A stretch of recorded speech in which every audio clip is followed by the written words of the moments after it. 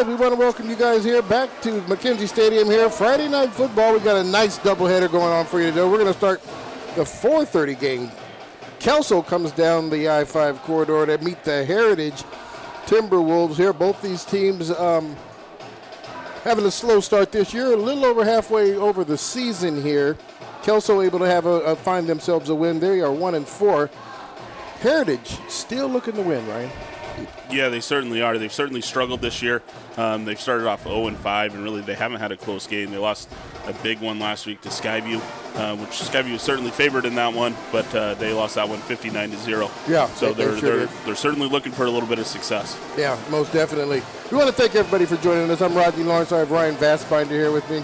This is EPS Sports. We want to remind everybody that's in town, we can be on channel 29, I do believe it is, on the Xfinity dial. And if you have folks and families and friends outside of the immediate viewing area, make sure that they go to YouTube and go to the Evergreen District channel and go ahead and stream the event live tonight. So we're getting ready here for the captains to meet in the middle of the field, for the coin toss.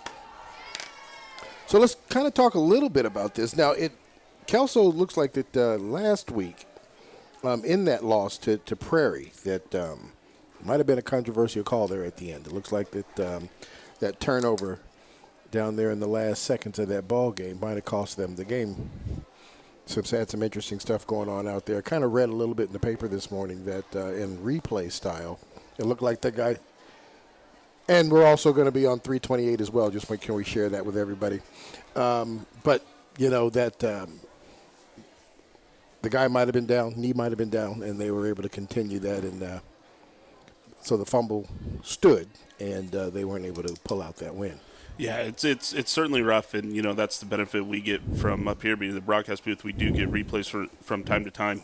Down the field, the officials don't have that capability here, and so play the game out, and sometimes that's just the way that the ball rolls, and you kind of take that lick and you just move on to the next week. And so it certainly could have been a big difference for Kelso. They could be looking at 2-3 and looking to have a 500 season after tonight, but instead they're sitting 1-4, and it's unfortunate, but their focus certainly turned on tonight and looking forward to get a W. Yeah, I'm sure they are. They are favored in this game as well.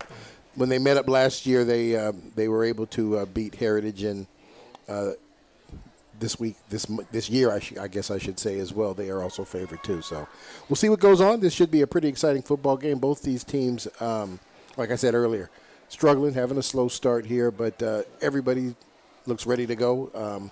I was down there on the field a little bit earlier. Both teams, still a whole lot of excitement, enthusiasm about playing the game. So in no stretch of the imagination have they allowed this to kind of deter them from coming out here and just having fun playing football. No, you're right, and that's what the game's about, right? Especially here. These kids, it doesn't matter if they end up 0-7. They come out, they want to win football games, and they want to perform, and they just want to do their best, and that's the ultimate goal for tonight. And hopefully that results in us having a fantastic game to watch and call. Okay.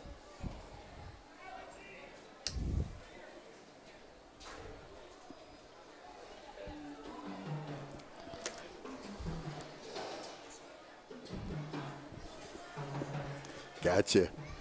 All right. Well, it looks like Heritage is going to kick the ball off as we get ready to start it out. Nice hot day here. Looks like they brought summer back for a couple of days, and we get back into the climb into the 80s here for this Friday evening game. It's unusual. It's October. It's almost 90 degrees. Shoot, I know it caused me to cramp up last night in my sleep, and so who knows how these players are going to handle it. We'll see. Those leg cramps in the middle of the night, they get you. They sure can. They sure can.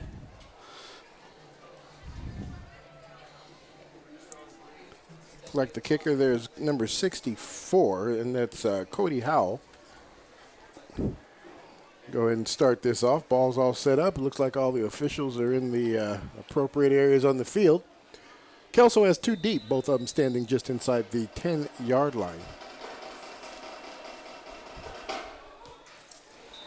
And we already got a penalty flag, and that'll probably be an offsides call. Yeah, it certainly was on the far side of the field there.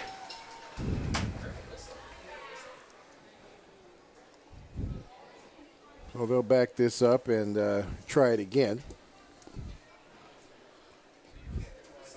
Based on that first kick, did not look like they planned on kicking this deep at all. They were going to keep it blowing on the ground. There's quite a big headwind going from our left to right. And yeah. So I guess the wind's blowing right to left. They're kicking into it left to right. So, yeah, trying to keep that on the ground, keep it out of the wind. A little strategery. Sure is. Well, they'll tee that back up, backed it up to the 35. And we'll try this again.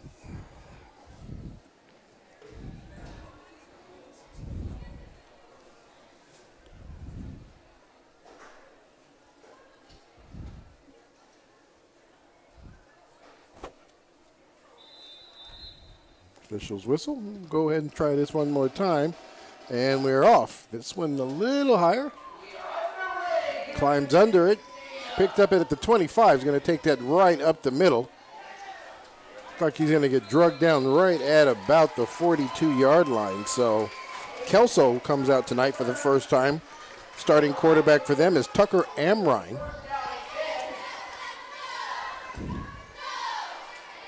Amrine, the junior for the team.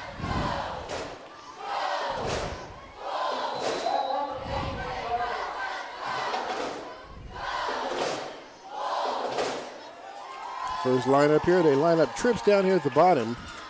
Single man in the backfield. Quick pitch out. Got a penalty flag already. Finds the edge. Makes it across midfield before he's run out of bounds. And that is going to be Aiden Minatanye. Number 28. But we've got a penalty flag right there around the 39-yard line. So we'll see what the call is going to be here on this one. And we're going to have some movement there for called there on the Highlanders, and that's going to move the ball back 5. We'll start this all over, first down and 15. Yeah, and as we look into this team, Kelso certainly has the advantage in the trenches there. I mean, they're starting an entire line. They're starting an entire line of seniors that are pushing no less than 240. Yeah. And so, Heritage has a young team out there, so they're certainly going to be able to get some wins in the trenches tonight. Kelso comes out, trips in the wide side of the field. They're going to hand this one up the middle. Minatanye bounces that to the outside, runs up the sideline. Looks like he's going to get run out of bounds, or step on the out of bounds lines, I should say, in T-Wolves territory. That's going to move the chains, first and 10 from the 47-yard line. Two good runs by the running back, Minatanye.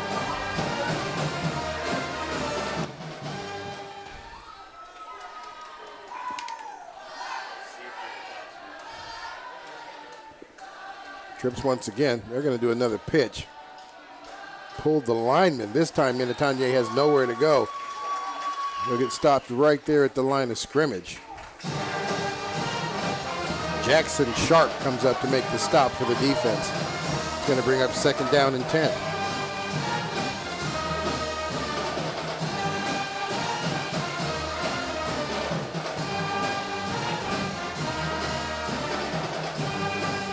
Bryce Collins now checks into the game, along with Eden Marshall. Trip receivers to the far side. Running back lined up to the strong side. Quarterback rolls out, design run pass, makes a great catch upfield, brings that one in, and he's going to get down across the 30 before he is brought down. Great catch there by Aiden Minatanye.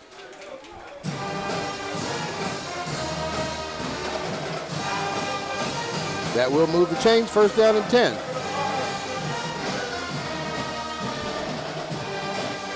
Yeah, we'll see here. Minatanye, he's open right there in the little slot. He's able to find his way around some defenders, finally getting brought down, but it was a good little route. Going to hand that back off to Minatanye again, this time right up the middle. He refuses to go down, bounces that to the outside, and he's going to get into the touchdown unstopped. 6 points there for the Kelso Highlanders. Yeah, he overpowered him. Yeah, he just refused to go down on that one. That was just plain and simple. There's going to have to be some better tackling, or that young man is going to have a heck of a night. Minitanya is listed at 5'10", 175 pounds, so not a small guy, but not a big guy either. Just going to run hard downhill, and you're going to have to wrap him up.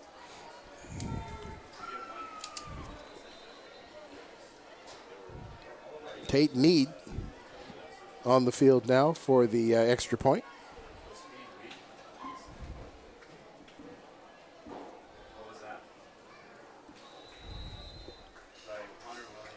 All right, we're lining up now. The quarterback is the holder.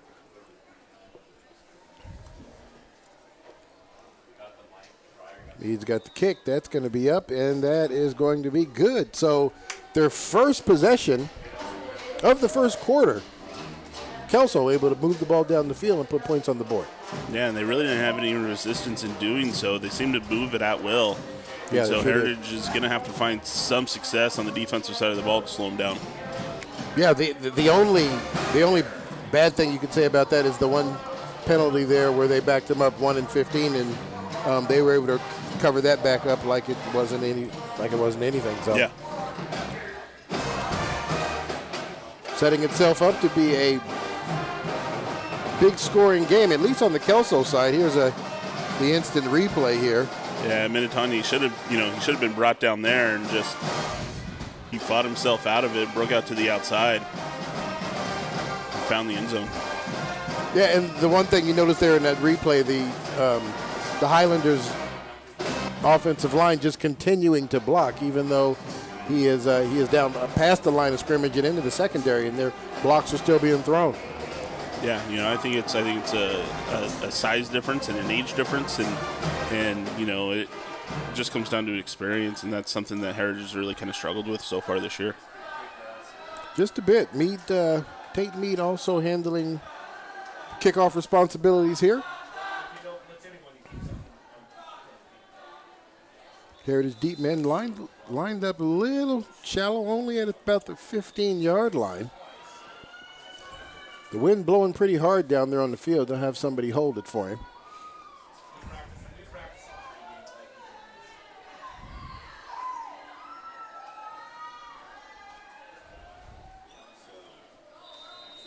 Like we are ready here for the kick. And that is going to be kicked over his head and out of bounds.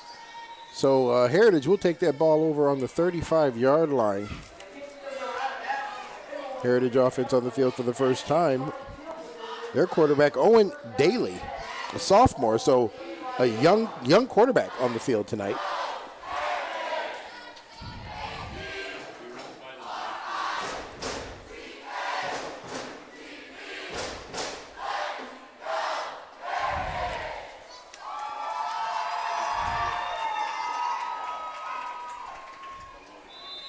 So Owen Daly trots his team out onto the field there. Heritage shows up spread offense. Running back Evan Buckman. High snap. Able to bring that in. They're going to lose about a yard on this one. That's going to bring up 2nd and 11. So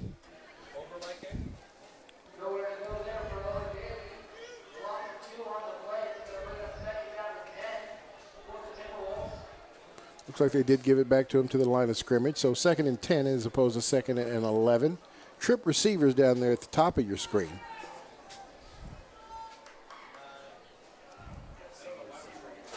Daly drops back, looking for somebody coming across the middle. There's making the catch.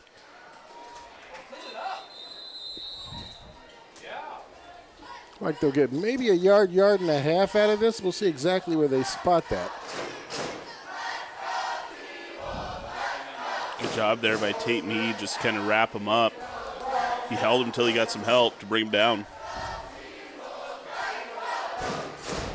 So they'll give him 2 yards on that. That'll bring up 3rd down and 8.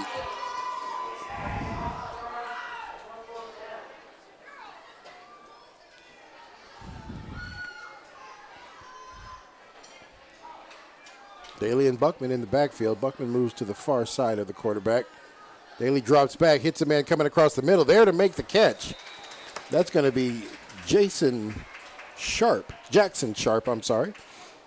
number 20, and that is going to be right on the 45-yard line. That will move the chains. 1st and 10 for the T-Wolves.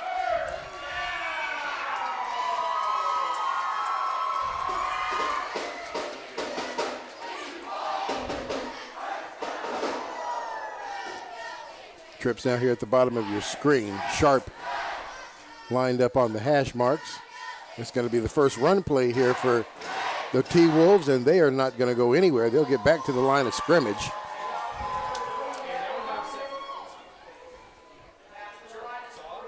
Mbanks there to make the stop right there at the line of scrimmage. Eubanks, I'm sorry.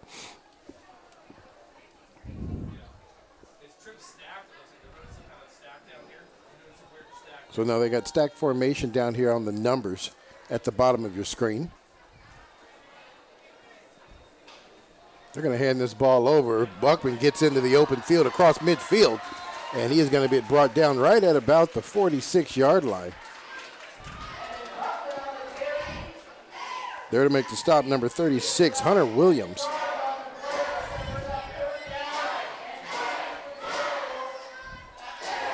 That's going to bring up 3rd and 2.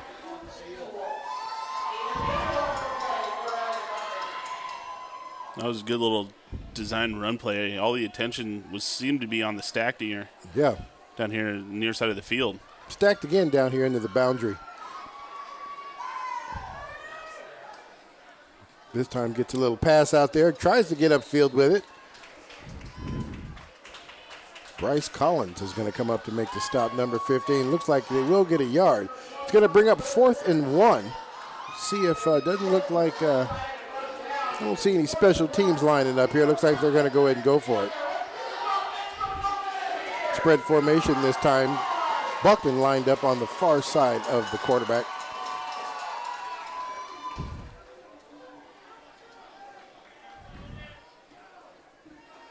Daly takes a snap, hands that off to Buckman. Nice little sidestep, but he is not going to get anywhere, and they're going to turn the ball over on downs. Great job there. That's going to be Blake Parsons for Kelso. Comes up and makes that stop in the backfield.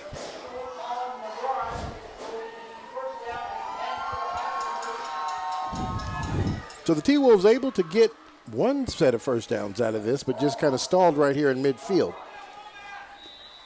Yeah, I mean, it certainly showed some promise. They gained positive yards on most of their downs. Yeah. You know, they just weren't able to get enough to convert. Kelso now two-back setup. Quarterback decides to take this off, gets back up in the midfield, misses the first block. Nice hard run. He is going to get to about the 45-yard line.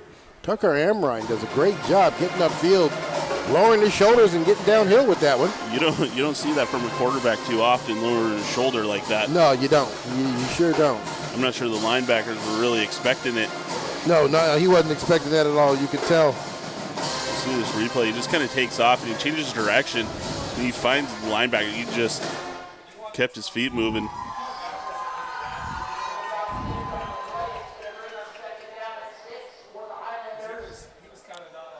Option now. They're going to get that ball off to the running back. That's going to be Aiden Minatanye. We're going to get a late penalty flag that comes in.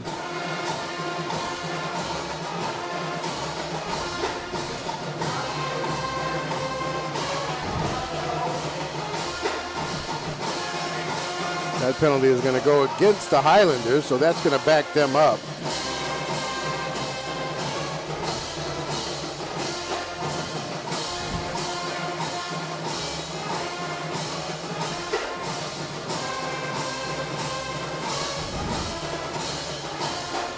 So they'll mark this one off from the spot of the foul right there at the 35-yard line. Go back 10. That'll bring up second down, and it looks like about 2. Kelso breaks the huddle. 2 receivers at the top of the screen. Amrine rolls out, steps into it, has a man open down the field, trying to run up under it, not able to get to it. Intended receiver Iddings, and that is going to be Briar Iddings. And that was the first time that we've seen Amrine really air one out. Sure did. His arm strength certainly impressive. I mean, that was a 45-yard toss. Wasn't able to connect, but it's good to see the arm strength from the young kid. Hey, good play there on a second and 2. Here's the rollout here on the replay. And it steps into that, just airs it out just a little too much, not allowing the receiver to run underneath that one. All right, two running backfield. Again, we've got one steps up.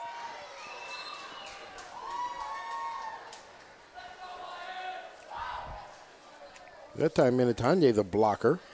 And they give the ball there to Blake Parsons.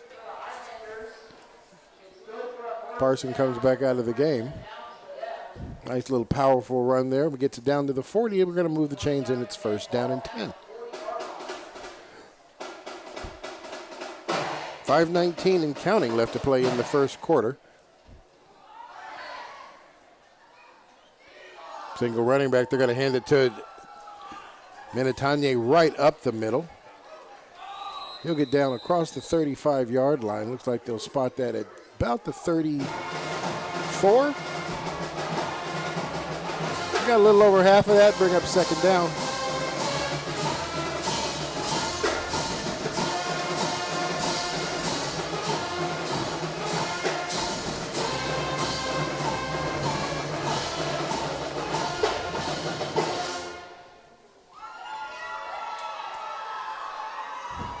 Number 45, Jonas Conrad, checks into the game as the fullback.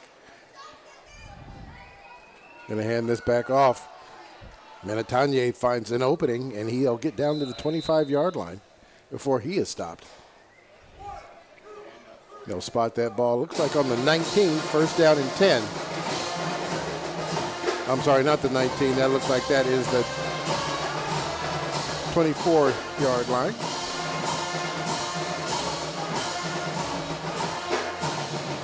First down and 10.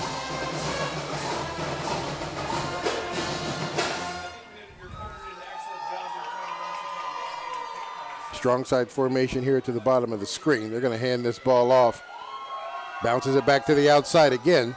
Almost identical play that they scored the touchdown on the first time, and they were able to do that as well. Yeah, that secondary is just overcommitting, and they're drawing him into the center, and Mintani just bounces outside and takes off. Yeah, strong side to the left side here, and bounces that out weak, and there's nobody out there for him, and he just outruns everybody to the pylon. Yeah. So Aiden Mintanye, second touchdown of the night for him. Meade lined up to tack on the extra point. And that's going to be good as well. So 4:10 left to play in the first quarter.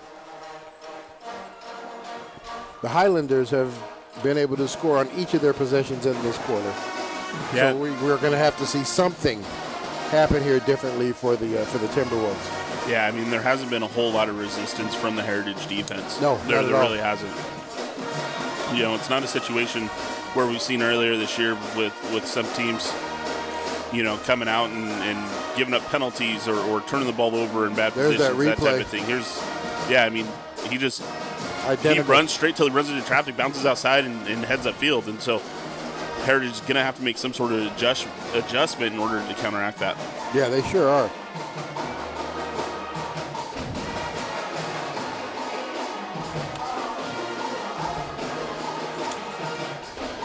Well, you had mentioned it earlier, and I'm kind of looking at it myself. The Kelso line is averaging 250. Yeah. And they're winning that battle down there at the line of scrimmage over the T-Wolves.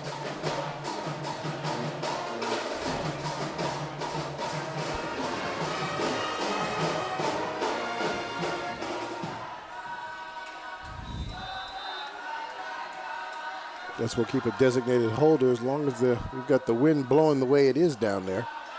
And here we go.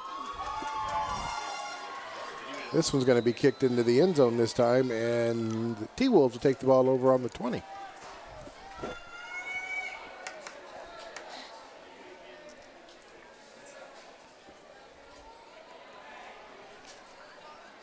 It did show a little bit of promise with when they run out of that trips formation and hit that inside guy, which happened to be Jackson Sharp on both occasions on the quick slant. That seems to work for them. They're playing far enough off of him where that works when they go into trips formation over there. Yeah, I mean, the last time that, the Heritage offense was on the field, there was certainly some promise. They were able to successfully move the ball. They got a second set of first downs, and they just got to continue to move the ball and be methodical about it. All right, new running back in the game, Chase Anderson.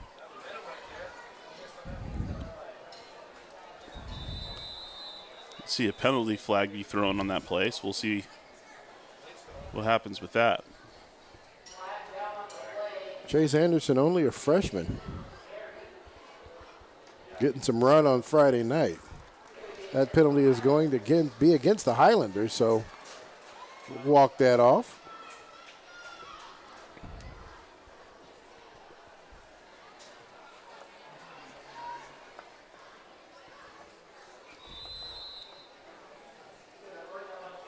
Trips formation down here at the bottom of the screen.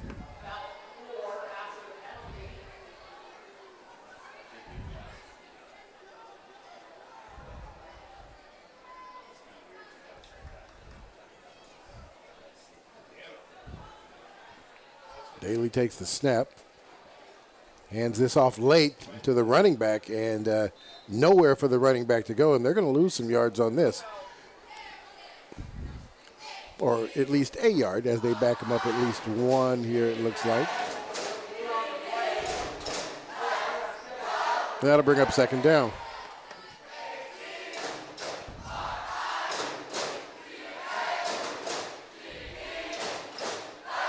That was a zone read. Daly probably should have held on to that one. He probably should have. He let go of that ball a that little one late. Back out. Drops back, looking for a man going down the field. Has a man. Well, covered pretty good there. Trying to get that ball to Sharp. Yeah, I think Daly, he might have panicked a little bit there. Kelso came with a blitz, and there was a man that wasn't picked up, and yeah, Daly ate that one. He sure did.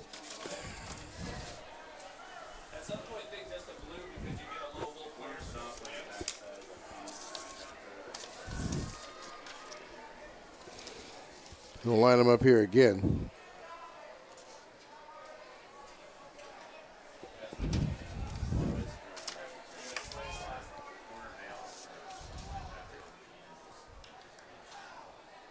Game clock down to 2 seconds. Has a man coming across the middle, not able to bring that in. That is going to be Justin Noyens, who is the intended receiver. Yeah, it was a good route. It was just thrown slightly behind him.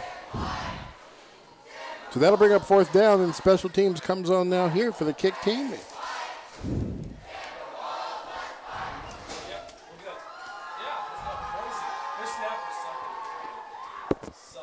So Kelso defense, once again, 3 and out, 4 and out, if you will, with the penalty. No, that ball's going to get away from him, and he is not going to be able to get that one out, as he is going to get tackled down inside the 5-yard line. We got a penalty flag that flies in there late, so we'll see what the call is going to be on that. But, yeah, that was just a high snap that the kicker was not able to get a hold of. Yeah. Yeah, and it's unfortunate. We'll see what this penalty is. There might have been a late hit on the play. We'll see. And we're going to get a face mask call against Kelso.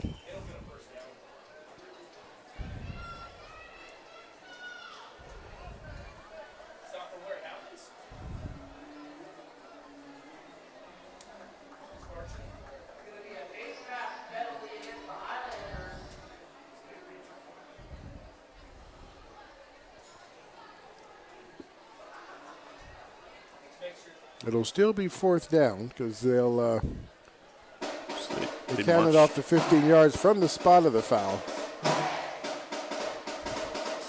So they'll still have to kick it, but at least they get an opportunity to get out of. Well, I think it was only a 5-yard penalty, Rodney. I mean, they're only on the 14-yard line, which I'm not sure.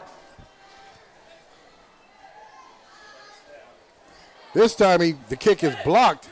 And it is going to get out of the back of the end zone. So the special teams for Kelso able to capitalize on that, because he wasn't able to get back as far as he normally would, obviously.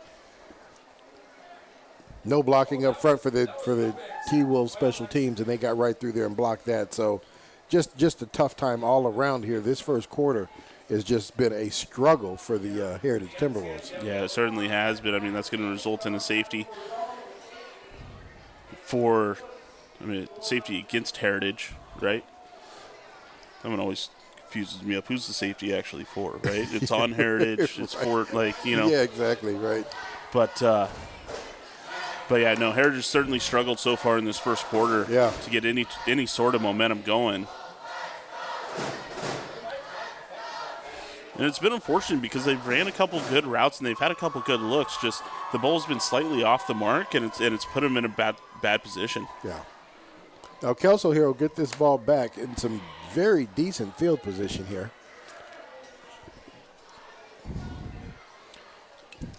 Here's a look at the touchback. Yeah, nobody got blocked on that.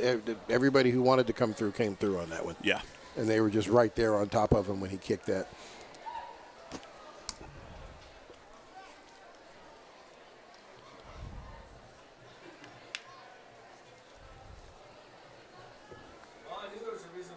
All right, well, now as a result of this safety, Heritage is going to kick the ball off on their own 20. Heritage also having a problem with keeping the ball on the tee. We might have to find a holder for them as well.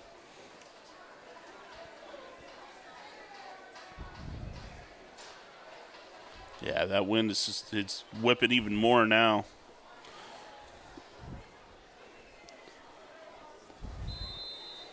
All right, here we go. Deep men lined up at the 30. We'll see if that ball's going to go up in the air. Get caught at midfield on the run there, and he's going to get tackled, wrapped up at the 45-yard line.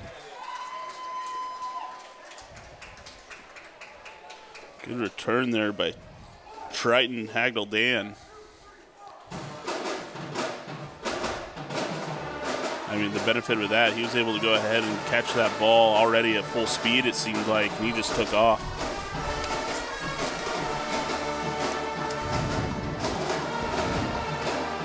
All right, Tucker Emrine breaks the huddle. They have both Conrad and Minatanye in the game at the same time. Jonas Conrad up back. Oh, I'm sorry, that's a different running back in the game. That is now... Is that Blake Warwick? Madison Hansen, number 32, who takes that ball. Mason Hansen. Nice run there by Hansen as he gets the chains to move there, and it'll be first down and 10 for the Kelso Highlanders. Got two receivers down here at the bottom of the screen. Drops back this time. Has a receiver open. Back of the end zone. He brings that in. Let's see if he says, and they are going to say he caught that, and that is going to be a touchdown. And that is Easton Marshall. Tucker Amrine put that on him right where he could catch it. He just kind of backed into that one. Yeah, it was a great throw by Amrine.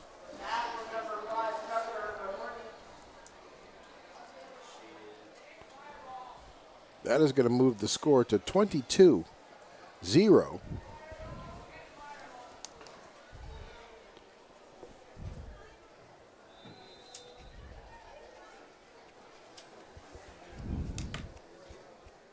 The extra point here.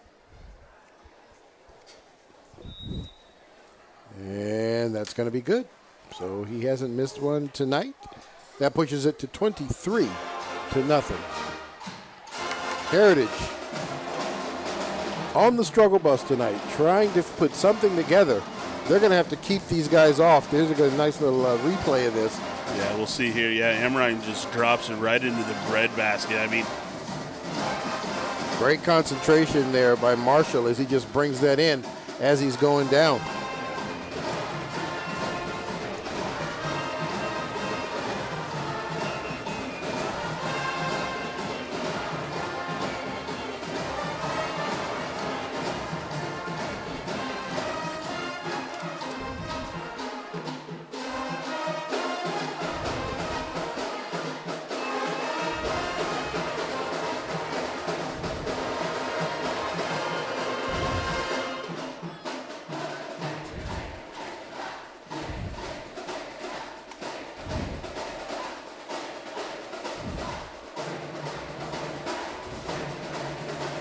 Looks like Renteria and Taylor, the two deep men for Heritage.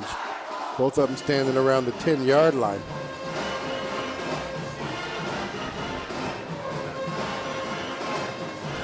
The last one was kicked out of the end zone. Kick in this direction is certainly wind aided today. Oh, yeah, it sure is.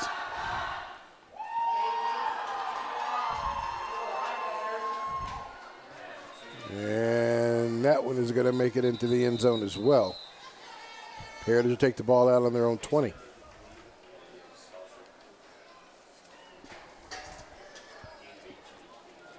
You know, if we kind of talk about it, I mean, we talked about a little bit earlier about how young this team is.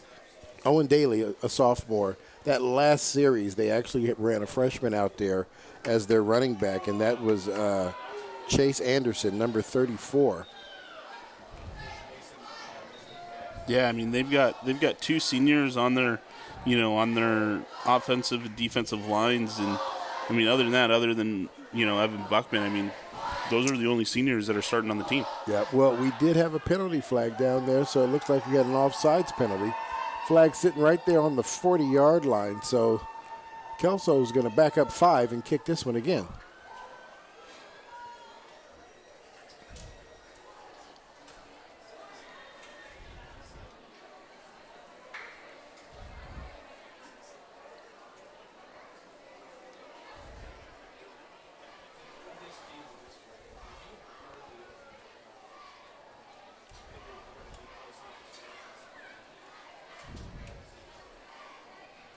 Looks like they're in need of a football.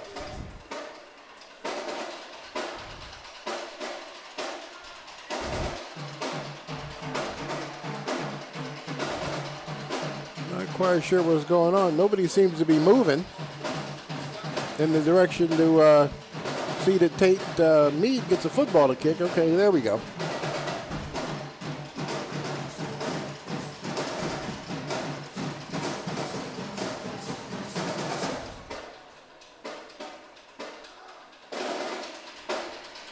All right. Gonna line this up and try it again.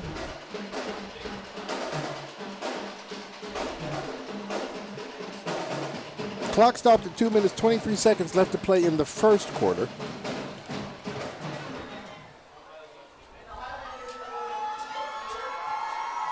With this extra 5 yards, Tate Meade should be able to drop this ball right on the goal line. We'll see. And this time, looks like it's an official shorter kick. This will be caught right inside the 10. It's down across the 20. It's like maybe to the 22-yard line, so all that for an additional 2 yards.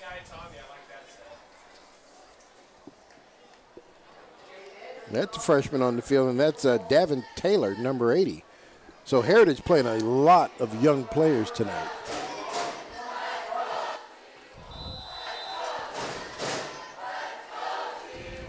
Which, I mean, it's one of those things where, do you sacrifice today to build for the future? And, I mean, one thing's for certain, this experience will certainly benefit Heritage in the coming years. It sure will. Heritage lines up. They have 2 running backs in the backfield.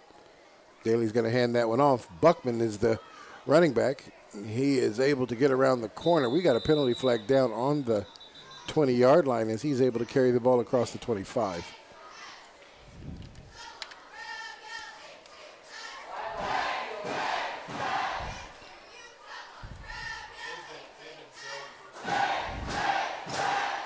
See what the call is.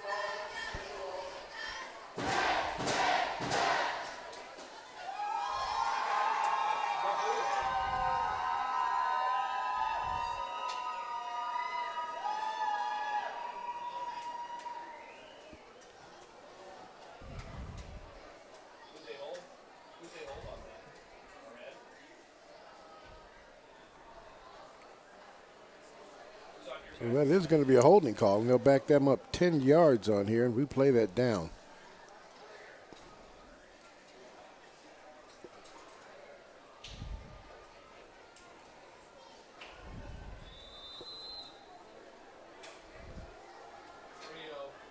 This time they bring 3 receivers down here to the bottom of the screen. Evan Buckman lines up. Daly drops back, throws it to the outside, not able to bring that in as their receiver.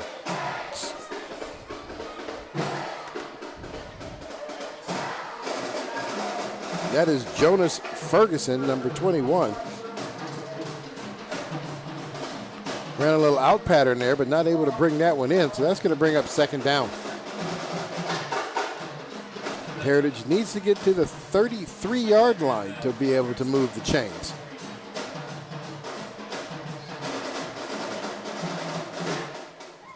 Second and 20. High snap gets that down. Buckman breaks into the middle of the field. Spins out of that initial contact. Good job. Knee hits the ground, so they'll have him down there. Looks like he does get back out across the 25 down to about the 26-yard line. So that's going to bring up third down and manageable after that good run. Yeah, absolutely. That was a great run there by Buckman. He was able to find a seam. He was real close to breaking free. He sure was. Anderson now checks back into the game.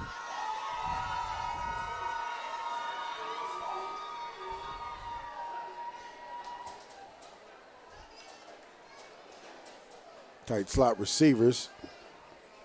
Drops back and not able to make a completion there. The only guy in the area, that looks like it was Ferguson.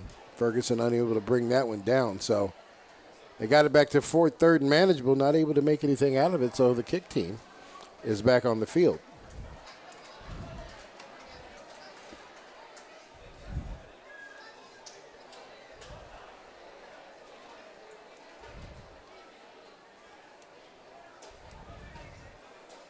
Punter lined up just inside the 10-yard line. And this one he is going to be able to get off. It's going to be a low punt, but it'll take a nice little roll into Kelso territory. Like it'll be down right there at the 30-yard line. Kelso will take it over from there, first and 10.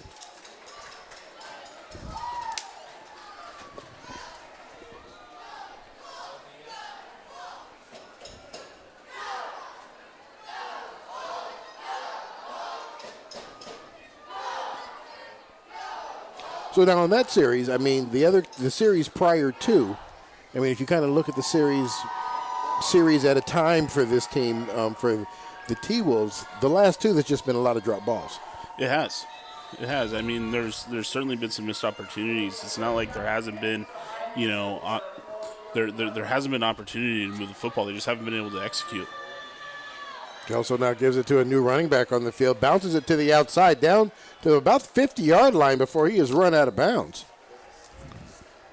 It's like that was Lawrence Bostic, 5'9" senior.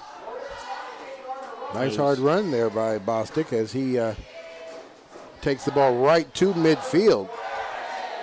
Nice 20-yard plus run gain on that one. First and 10 there from midfield. Bostic stays in the game along with Jonas.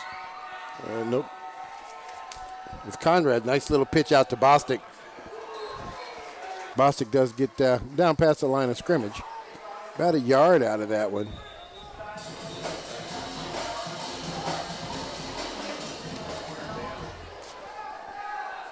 Jackson Sharp there to make the stop. Looks like we have a injured T-Wolf on the field.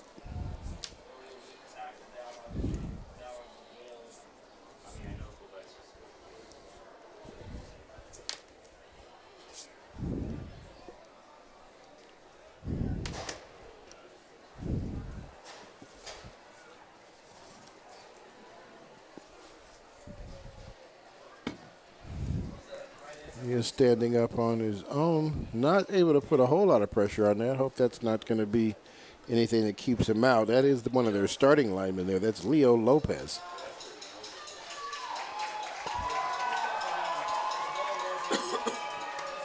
Yeah, one of the few upperclassmen that they have out there starting right now, and now he has had to step out of the game.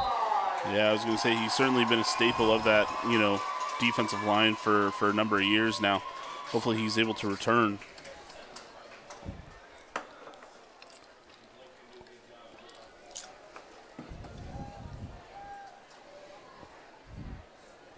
So Daly Line, I'm sorry. Oh, nice little Patrick Mahomes type dish right there as he gets that ball out to Bryce Collins. Nice job there by Amrine. This is kind of a push shovel pass out there to him. Yeah. Make something out of nothing there. That'll bring up third down as they get that ball across the 45-yard line down to the 44. There's the replay here. Yeah, you see Amrine's looking for options, and he's able to find Collins there. He pushed that about 10 yards. Bostic now takes the ball. Hard run as he meets one of the linebackers for the T-Wolves there in the hole. And that's going to be Evan Buckman. That was the last play of the first quarter here. The Kelso Highlanders giving the T-Wolves all they can handle in this first 12 minutes of this football game. Yeah, they certainly have. I mean, Heritage is going to have to find some way to change things up, to find some sort of momentum, whether it's forcing a turnover or even just getting, a turnover on downs, right? Something positive to work towards. Right, they need to get off the field. The defense needs to get off the field. I mean, and offensively, they haven't looked great, but there's been missed opportunities that they've had, right? Right. And so there's been a couple drop passes, a couple passes that were just thrown behind the receiver, and so we're talking about a difference of 6 to 8 inches where they could have continued to move the ball down the field and gotten to a better position. Yeah, I mean, at this point, the T-Wolves special teams faltered here twice in a row almost, right? Yeah. And ultimately ended up putting 2 more points on the scoreboard for the Highlanders. Start of the second quarter here, T-Wolves on defense. Bostic breaks right through the middle, down across the 35-yard line.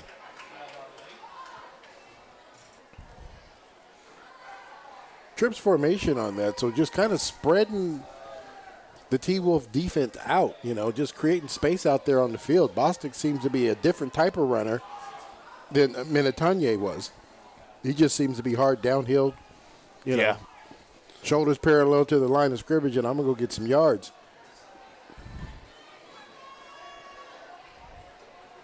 He is out there in their spread offense, 3 at the bottom. Rollout, and he lets that ball go. Not able to get that, but he takes a good pop as he lets that one go. Buckman in his face on that one kind of forced him, and so good defense there by the T-Wolves. Probably one of their best defensive plays of the night to this point. That'll bring up second down and 10. Yeah, I certainly agree. Buckman was able to find his way through. Bostic missing his assignment. He just picked up the wrong person to block. Yeah. And allowed Buckman through and put a pop on Armine.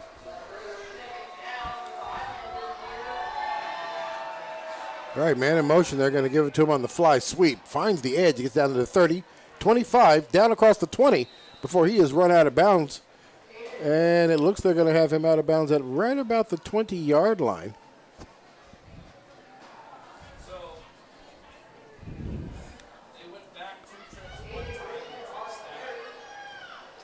That is Aiden Richmond. Nice run for that young man as he gets it on the fly sweep. First time they've run at that play this half. So I do know that is something that they do have in their arsenal. Easton Marshall now lines up here on the outside. They're going to give it to Bostic again. Bostic breaks to the outside, breaks a tackle, breaks another tackle, and in for the touchdown. Early in this second quarter, the Highlanders are back on the scoreboard with a nice 20-yard run from number 3, Lawrence Bostic. Yeah, I do see a flag down there. I think it came out late, so we'll see what this call is. But the Highlanders certainly having their way with the Timberwolves.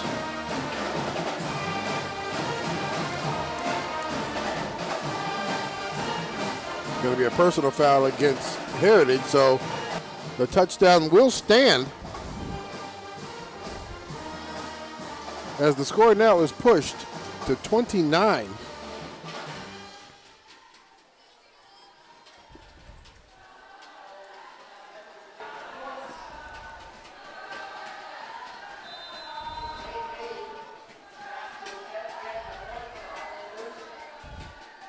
Catching the hold is good. And that will put 3-0 on the scoreboard for the Kelso Highlanders.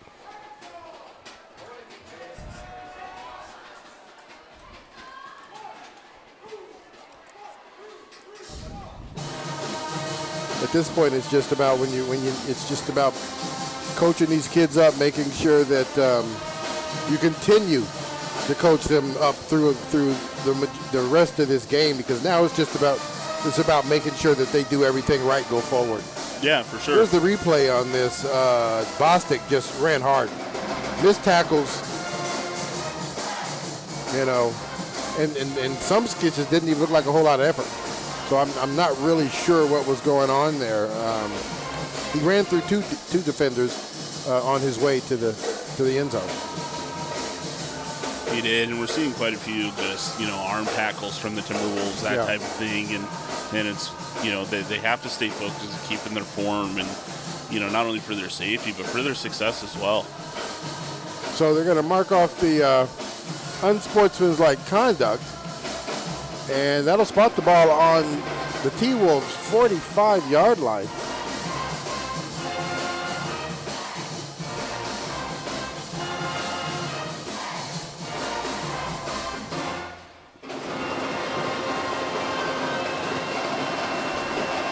Official making sure that the T-Wolves front five are lining up 10 yards away, so they have to line up right there behind the 35.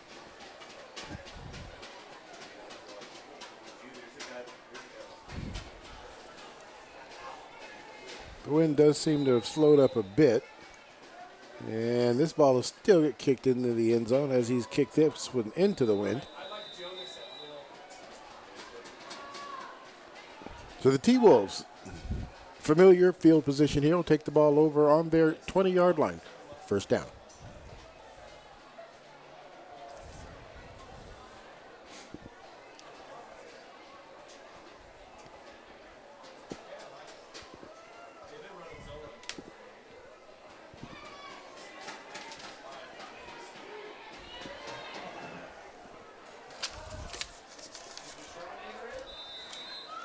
I'm going to remind everybody tonight that we do have that this is a doubleheader Friday night here at McKenzie Stadium, and our second game is going to be the Mountain View Thunder against the Prairie Falcons. That game will start at around 7, kind of depending on when this game ends, so that ought to be an exciting game. Prairie coming into it 1-4, Mountain View 4-1 coming into this game.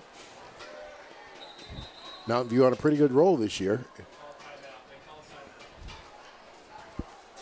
Heritage is going to call timeout. It will be their first of the half.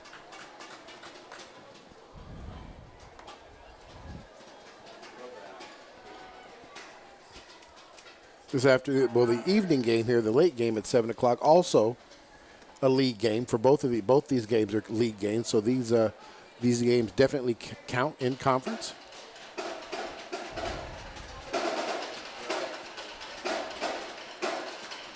As it looks right now, Kelso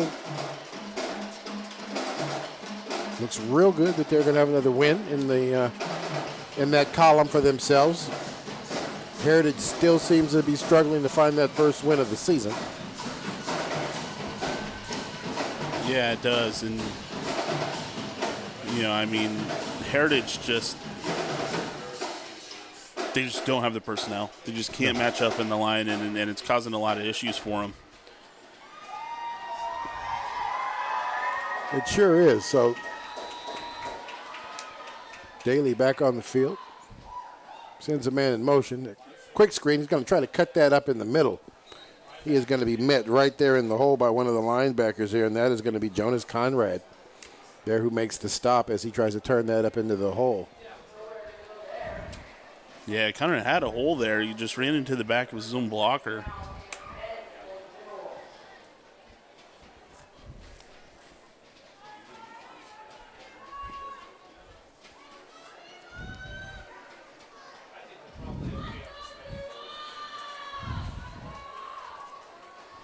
All right, so Evan Buckman now lined up in the running back spot, I should say, just off the shoulder of the quarterback.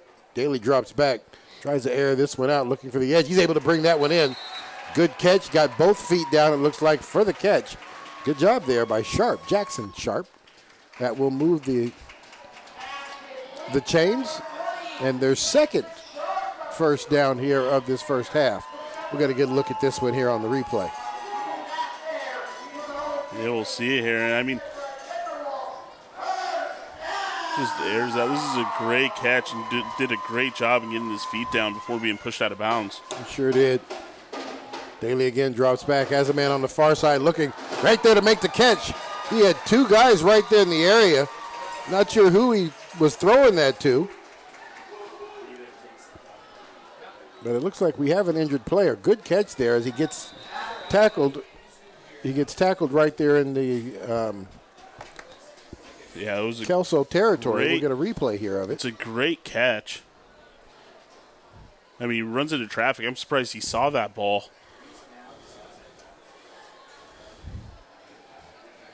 I don't know. Maybe it looks like those type of shots that maybe knocks the wind out of you.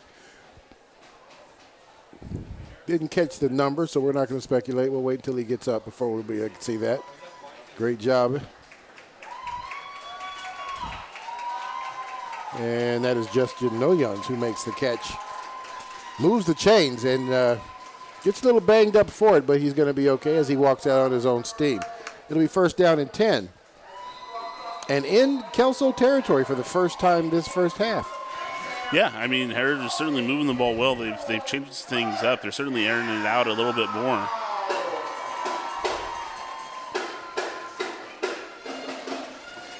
So Sharp lines up down here at the bottom of your screens right here on the hash. Two receivers out there on the far side of the field.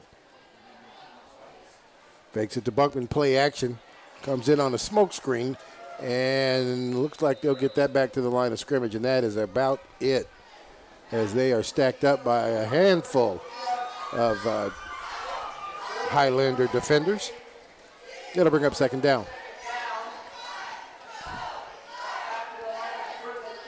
Ran that play into the boundary, which sometimes, a lot of times people will run stuff in the boundary because the spacing out there just creates a nice little slip space out there. Not able to take advantage of it that time, as they don't get any, and they bring that back to the line of scrimmage. Yeah, it's real interesting. I mean, their safety's only playing 6 yards off the line of scrimmage. Tried to get that to Jackson Sharp. Quick slant inside, not able to get that to him. The ball kind of sailed on the quarterback, Daly. 3rd and 10.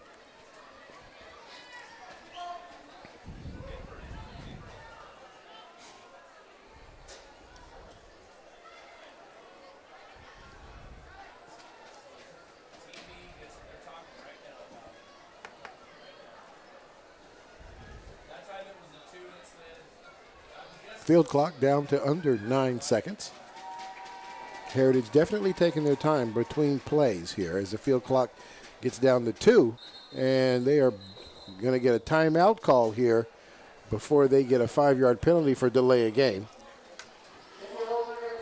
It's Heritage's second time out of the half. So, I mean, they have flirted with that penalty all the first half. They do take their time to run a play. Mm-hmm. Certainly do, and it'll be interesting. I mean, in the series of downs, Kelso isn't given a whole lot of respect to the deep ball whatsoever. I mean, their safety's playing 6-7 yards off the line of scrimmage, and if they're able to go ahead and sneak someone behind them, it could turn out for a big play for Heritage. It sure could.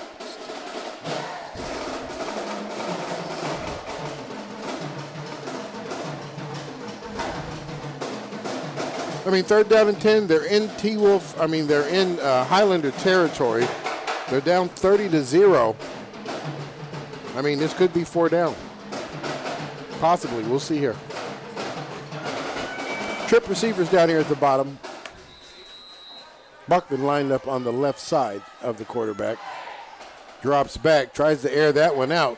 That's going to get picked off right there at the 30-yard line. So,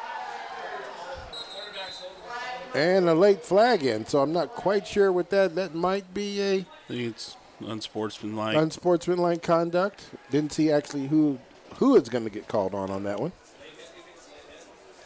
We'll see. We'll see what the call is, but almost like a punt. They're going to take the ball over on their, looks like right about the 31, 32-yard line.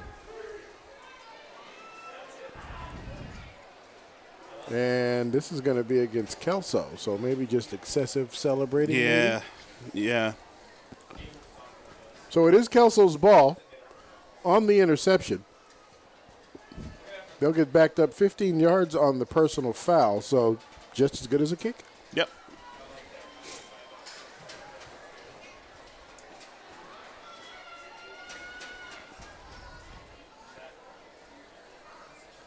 So as they march this off, Kelso's going to take the ball down now inside, just outside, I should say, the 15-yard line, first down and 10 from the 17.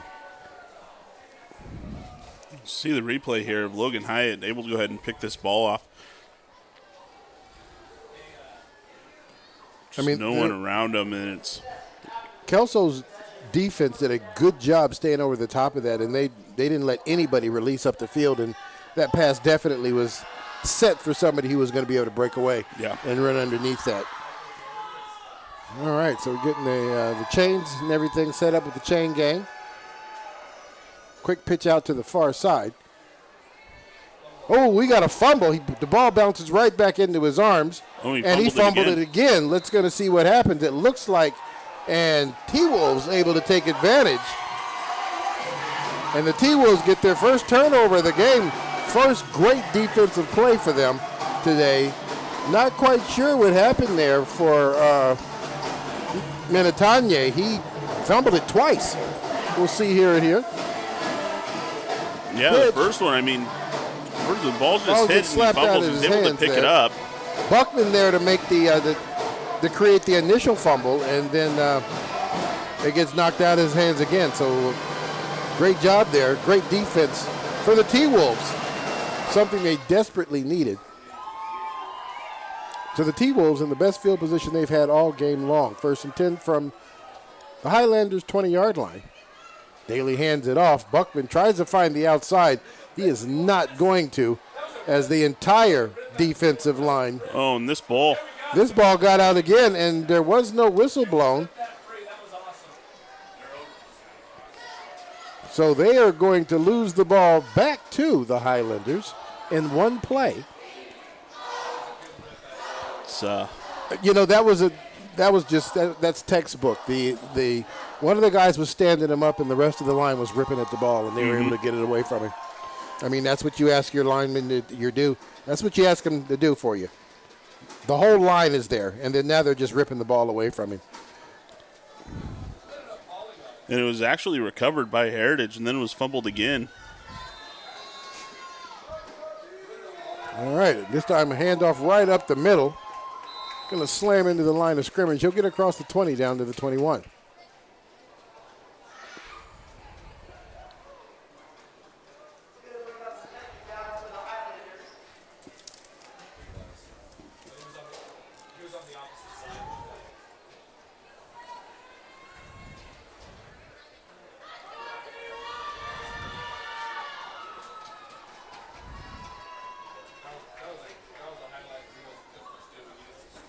All right, twin running backs. They're going to hand this off to Minatanye again. This time Minatanye runs hard. He is going to get down. We got a face mask call right there at about the 32-yard line. So he'll get the yards plus an additional 15 on that play.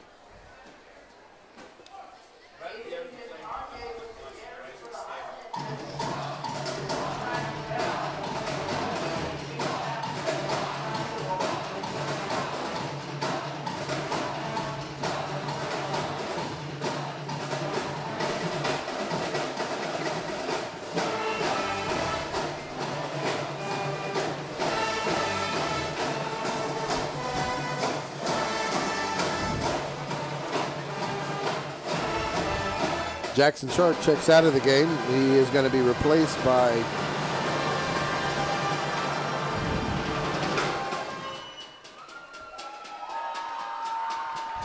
looks like Coulter Knudsen. He'll march off the face mask. He'll spot the ball right on the 47-yard line, it looks like. First down and 10 from there. Kelso breaks their huddle. Easton Marshall here lined up on the outside at the bottom of your screen, just on top of the numbers. Amrine's going to roll out, looking to get it down the field. Makes the catch right there at the 35. And that is going to be Easton Marshall. Good job on his part. Makes that catch, pushes him deep into the territory of the Timberwolves. First down and 10 from the 39-yard line.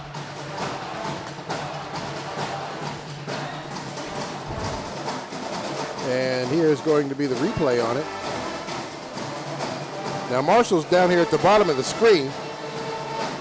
Decides to come back out as he sees the quarterback running out. So great job there by the receiver as he understands his quarterback's on a rollout.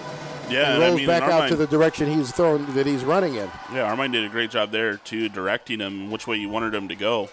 Strong side to the far side. Then they're going to come back weak with this. Minatanye, nice run as he gets down across the 20. Evan Buckman there to make the stop.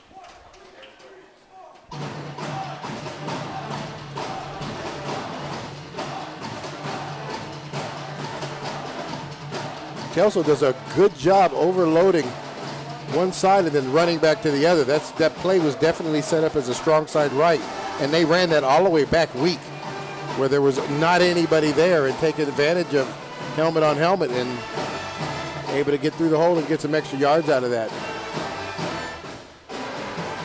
First down and 10 from the 18-yard line.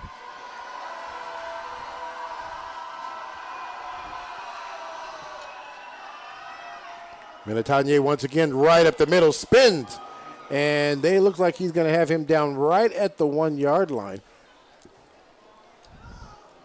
No penalty flags, and that's going to be a first down and goal from the 1. We got the replay here. Yeah, Minatanye, I mean, he gets the ball and he just runs. He really just runs in through any type of contact, keeps his feet moving. He's going to come up short of the goal line, but another great run by Minatanye. Sure is. He definitely might want to take care of that football a little bit better. He had it flailing around a little bit that time, too. All right, this time they line up strong right. And they're going to take this right, and he'll get into the end zone untouched. 6:45 left to play in the first half. Kelso Highlanders push the score to 36. That now is Minatanye's third touchdown of the game.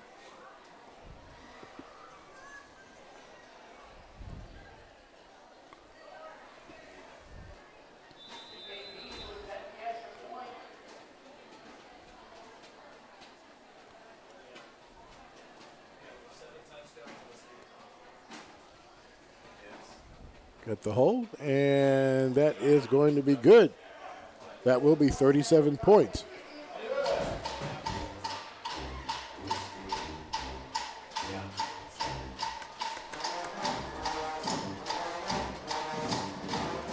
Here's another look at that. Yeah, not touched. No one picked him up. Not touched until he got into the end zone. So,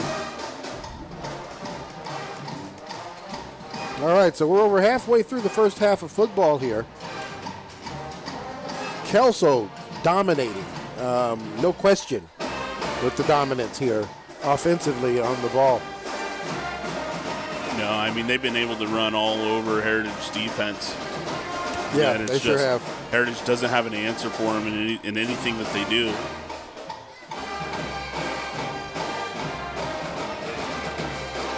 You know, I thought Heritage might have had a little glimpse of momentum when they forced that turnover. You know, they had great field position, then they ended up turning the ball over themselves on the very next play. Yeah, they sure did. Gave it right back to them. Unable to capitalize. Just great defense there by Kelso. I mean, you know,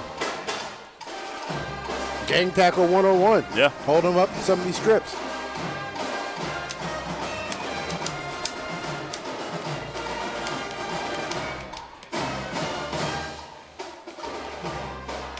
All right, Tate Mead breaks them up.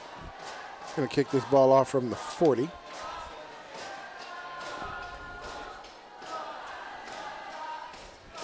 This time of the day, the sun is crazy down there around the 10-yard line. kick this in the air. The most it's going to be able to settle underneath this one. He's going to get it down inside the 5. Come back at it. Trying to bring that back across the field, and then it looks like he will just get to the 15-yard line on this one. So they will take the ball from the 15, 1st and 10.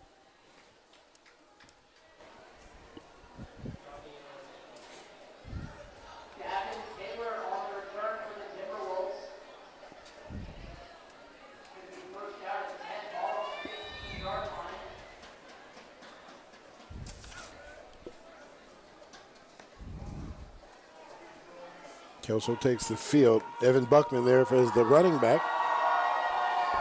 Twin receivers on either side. Daly takes a snap, hands it off to Buckman. Buckman takes it up the middle, makes it to the 20 before he is stopped.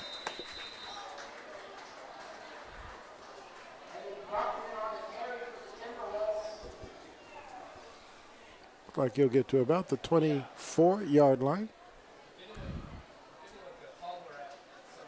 That will be enough to move the chains. It'll be 1st down.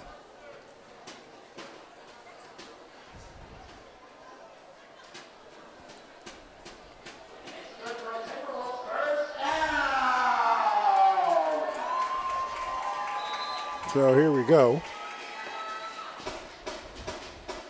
Going, Daly's got the play. Buckman now lines up off his outside shoulder over there on the far side of the field. We're going to hand it to him again. Nice sidestep. He'll get across the line of scrimmage down to it's like the 27-yard line. –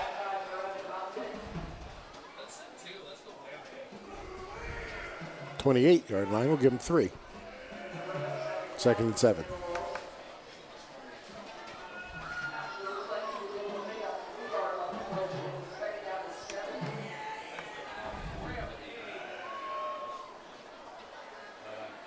Daly hands it off again.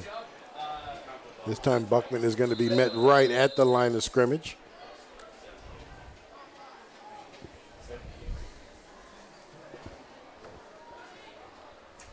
It's going to bring up 3rd and the same 7. Mike Buckman comes out of the game. And Anderson back in.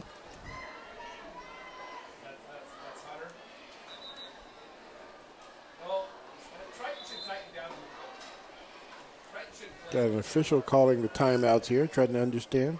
Trying to get something taken care of here. We'll see what's going on.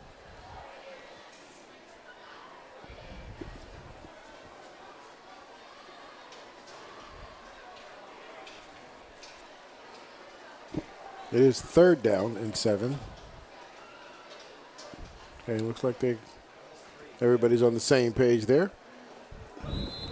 Wind the clock.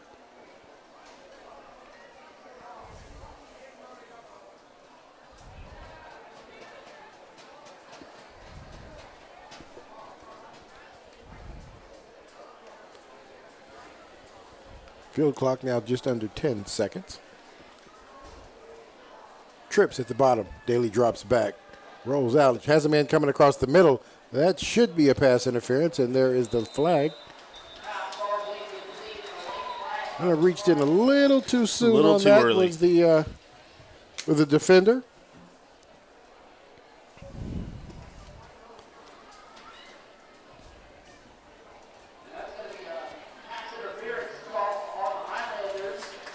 So that pass, with the pass interference, that will get them the 1st down. As they march that one off down to the 48-yard line.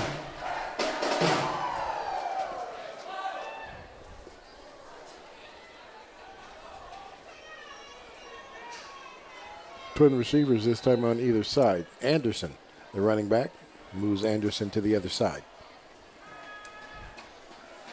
Daly drops back, tries to hit Anderson on a flare route, not able to get that on him. Might be good that he missed that one because he had a guy spying him. He really did.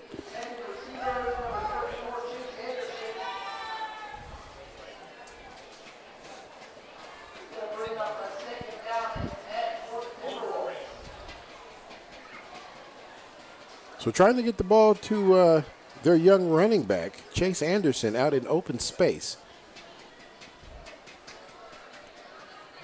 This time quarterback give, and he is not going to fake anybody out there on that one. Yeah, great read there by Triton Hagel Dan to pick up that keeper. So they'll lose a lot on that one, and that's going to bring up third down.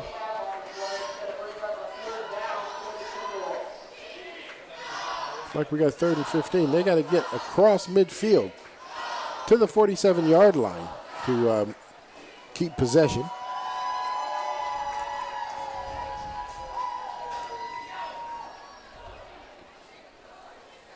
Daly sets them down, twins on either side. Daly drops back, looking for a man on the far side. Airs this out. 2 men over there in the area. Looks like the safety came over the top trying to pick that one off. Great job there by the Kelso defense. That's going to be Easton Marshall. Comes over the top trying to pick that one. That'll bring up 4th down and a 15, and that will bring out the punt team.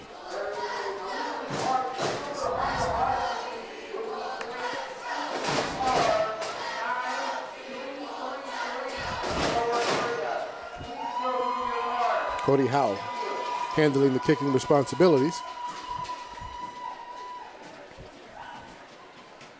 This is going to be a low one. And looks like he thought about picking it up, Marshall did, but he's going to go ahead and leave it alone. And the ball will die right there around the 26-yard line. So Kelso will take the ball over. Great defensive stand on their part.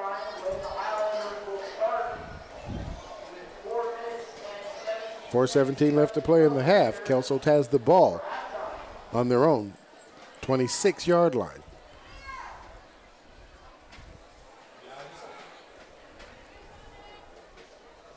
I just watched that one set. His angle was not upfield shoulder, but he does make a great redirect. Kelso breaks the huddle with trips at the top of the screen. Gets it out there quick, gets the catch. Nice block up front, and he'll get all 10 yards and a couple more. Down to the 40-yard line there. Yeah, big block there by Hunter Williams. Briar Iddings, number 2, on the catch.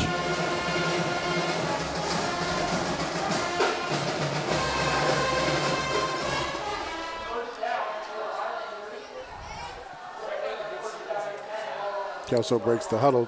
2 backs in the backfield. Twin receivers down here at the bottom. Drops back. Intended receiver is number 15. That's going to be Bryce Collins. Looks like just tried to run a stick route there and wasn't able to put him on it. Tucker Amrine hit him a little on the outside on that one.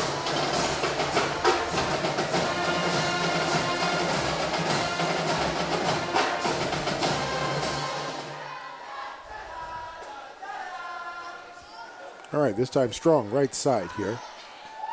Rolling to the right, decides to keep it himself. Evan Buckman right there to make the stop. He's going to get about 2 yards out of this as they spot the ball on the 42-yard line. That'll bring up 3rd down.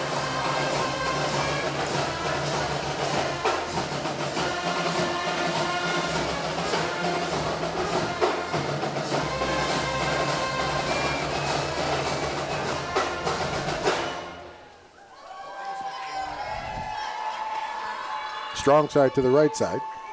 Going to take this ball weak as he takes it inside. Nice little run. Bounces it out to the outside across midfield. Down to the 30, and he is going to get run out of bounds at about the 25-yard line. Great run there. That is going to be number 32, Mason Hansen. Yeah, that was a great, strong run. As he bounced just out to the outside, he was able to outrun that middle linebacker.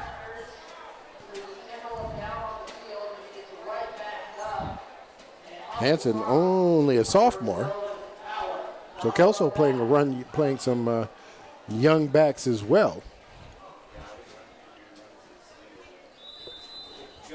Nicely executed play there as they set that up strong right and ran it back weak, which has been successful for them all night long. Yeah, it has been.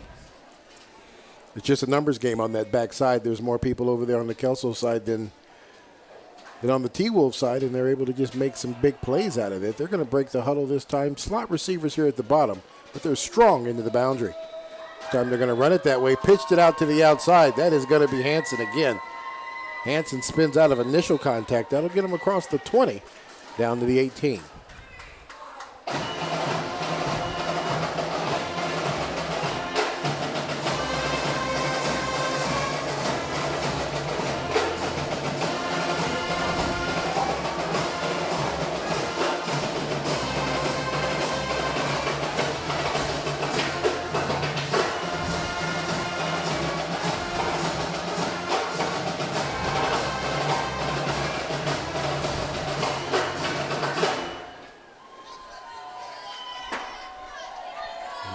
Strong right here.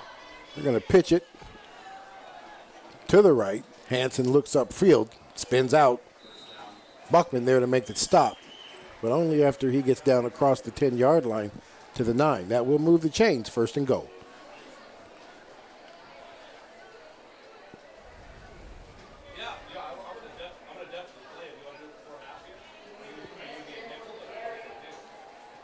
Clock stopped at 2:38 left to play in the first half. I was going to give him most of the second half.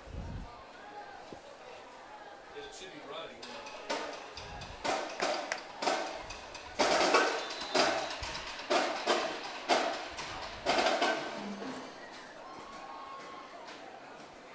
They're going to hand this off once again. He's going to take it weak. Nice strong run. He'll get down inside the 5-yard line.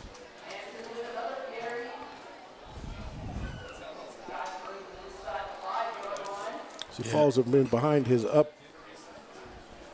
front blocker there. And just kind of pushes his way through it down across the 5-yard line. Yeah, Mason Hansen having a great series here.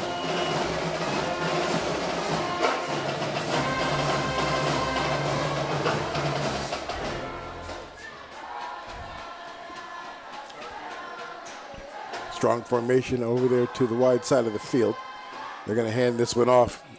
Hansen's going to drive his legs, and he'll get across the goal line for another 6 points for Heritage. There's the official on the far side with his hands up. So that is going to push the score into the 40s.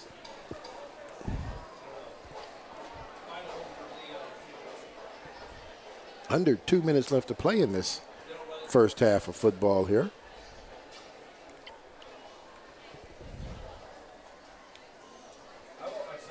Tate Mead here to put the extra point on the scoreboard. And he is able to do that, and that's going to push it to 44 points.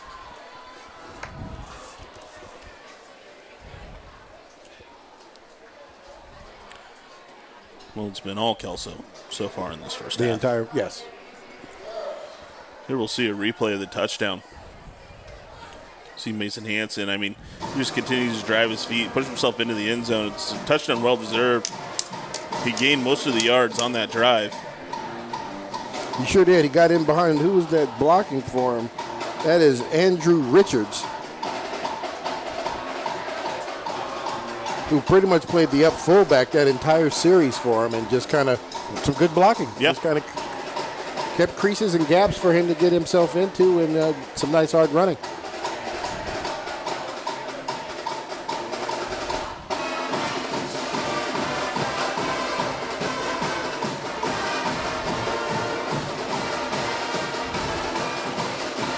Remind everybody tonight that our 7 o'clock game will be the Prairie Falcons against the Mountain View Thunder. Prairie will certainly be ready to play. They've been here since probably 4:45. Yeah, they've been here for a while. Mountain View, you're looking to push their numbers to 5-1. Prairie trying to get their second win of the season.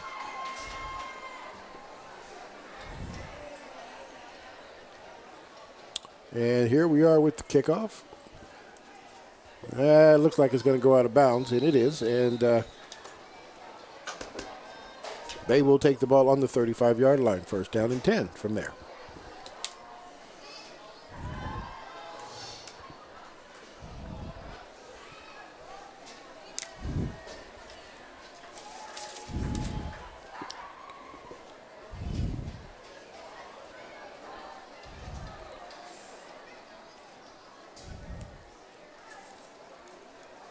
So in the Columbian, actually, Kelso was actually favored to win this game by 48. And they've got 44 here in the first We've got half. 44. Well, we got a half game to play. Yes.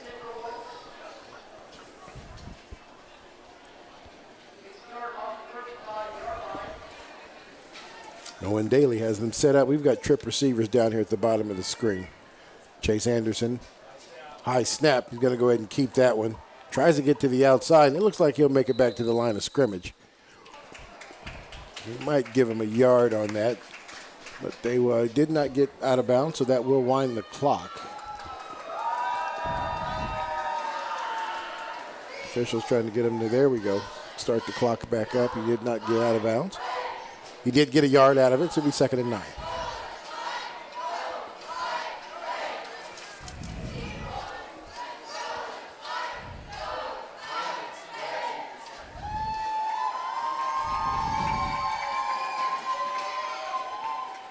Trip receivers down here at the bottom of the screen. That's another high snap. He catches it on the bounce, and he'll just throw that one away. The only person in the general area was number 34, Chase Anderson. So there won't be a penalty flag for intentional grounding. That'll bring up 3rd and 9.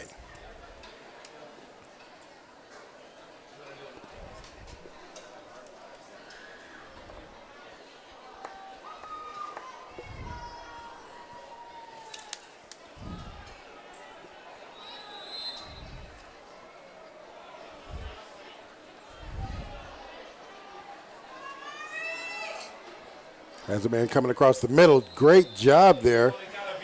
And he's got that. And there is going to be a penalty flag there. Got there just a little early. But good effort there. It was a good defensive play by Montagnier there. Just a little early. Yep. Just a little bit early.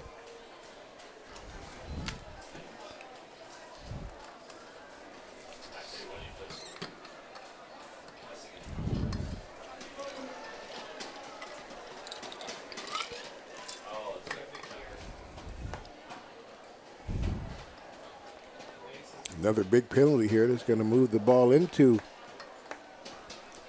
Kelso territory. 1st and 10 from the 49-yard line.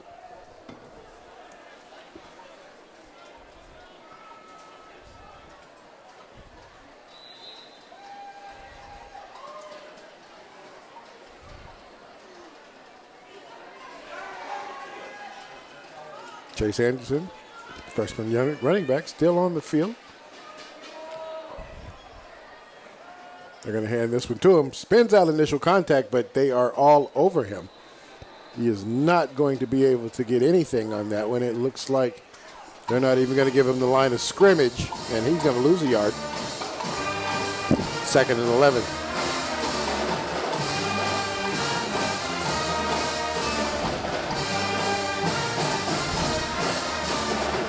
We're down to 38 seconds left to play. They do have to run one more play. Daly will take it. He's going to hand it off again. Anderson has nowhere to go as he is wrapped up by a couple of defenders from the defensive line. Yeah, Anderson's just not getting any help from his offensive Not lineman at all. there. Wrapped up and taken down by number 62, Dylan Anderson. And that will be, or should be, the last play of this half. And that will run out the first half of football here. Kelso, all Kelso the first half. 44. Heritage still trying to find a win. 0. We'll be back for the 3rd quarter here in a bit. This is Rodney Lawrence, Ryan Vassbinder. This is EPS Sports. We'll see you at 3.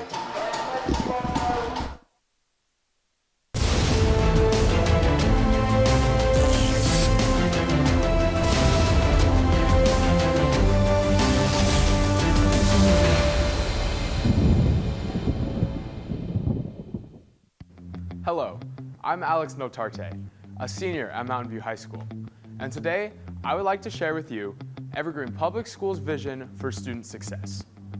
This is the district's new strategic plan. It's a blueprint, if you will, from the classroom to the boardroom, for creating long-lasting success in the classroom and beyond. The plan is built around the goals of belonging for each, success for all. It's our tagline, and it's a real short and concise way to explain to people what we're about. Making sure that each student feels like they belong in our schools, they feel part of our community. When that happens, good things happen. The strategic plan is student-centered and equity-driven, designed to make sure students know that they are cared for, seen, heard, and empowered, and that all students will be motivated to learn every day. We want to make sure students are empowered. We want to make sure students are seen, welcomed, accepted. And so part of that outcome is important because we want to really address the students' humanity. And while, yes, they're here in school every day with us to learn, they're also people who are growing in their identity and growing in their passions about who they want to be in the world. And so creating a sense of belonging is making sure all of our students are really flourishing and thriving and becoming their best selves and full selves. Our schools are rallying around a set of goals, academic and social and emotional, to help students feel connected to their school communities and make sure that all of our schools are pushing for better academic outcomes. New this year is a district-wide math curriculum being implemented from kindergarten through high school. The math curriculum is just one step in a series designed to address learning areas in need of improvement and set learning goalposts across Evergreen Public Schools. So cohesiveness and consistency. I want to make sure that students have access to the resources and systems that they need, no matter where they are in our system, to achieve success. Developed with the input of more than 7,000 participants, many of them students, we are uniting around a common vision to help students become the best versions of themselves and prepare them for their lives after graduation. If parents were to ask me as a board member why the strategic plan is important for their student, I would tell them that we want the best for every student, which includes their student. If they want a plan that they can help in their individualized learning and help them excel, we're going to make sure that it happens. If their student is struggling, we're going to make sure that we get them to where they need to be.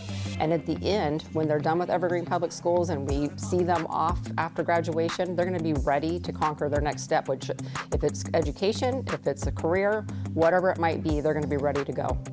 And setting these goals will begin early, making sure students get rigorous classroom instruction at all levels and are pushed along the path to belonging for each, success for all. Everybody is focused, going upstream, all aligned to that those goals that we have, the strategic plan. And there's not any question about it. It's what's best for all kids. For more information about the strategic plan and Evergreen Public Schools' shared vision for student success, visit our website, evergreenps.org/strategic-plan.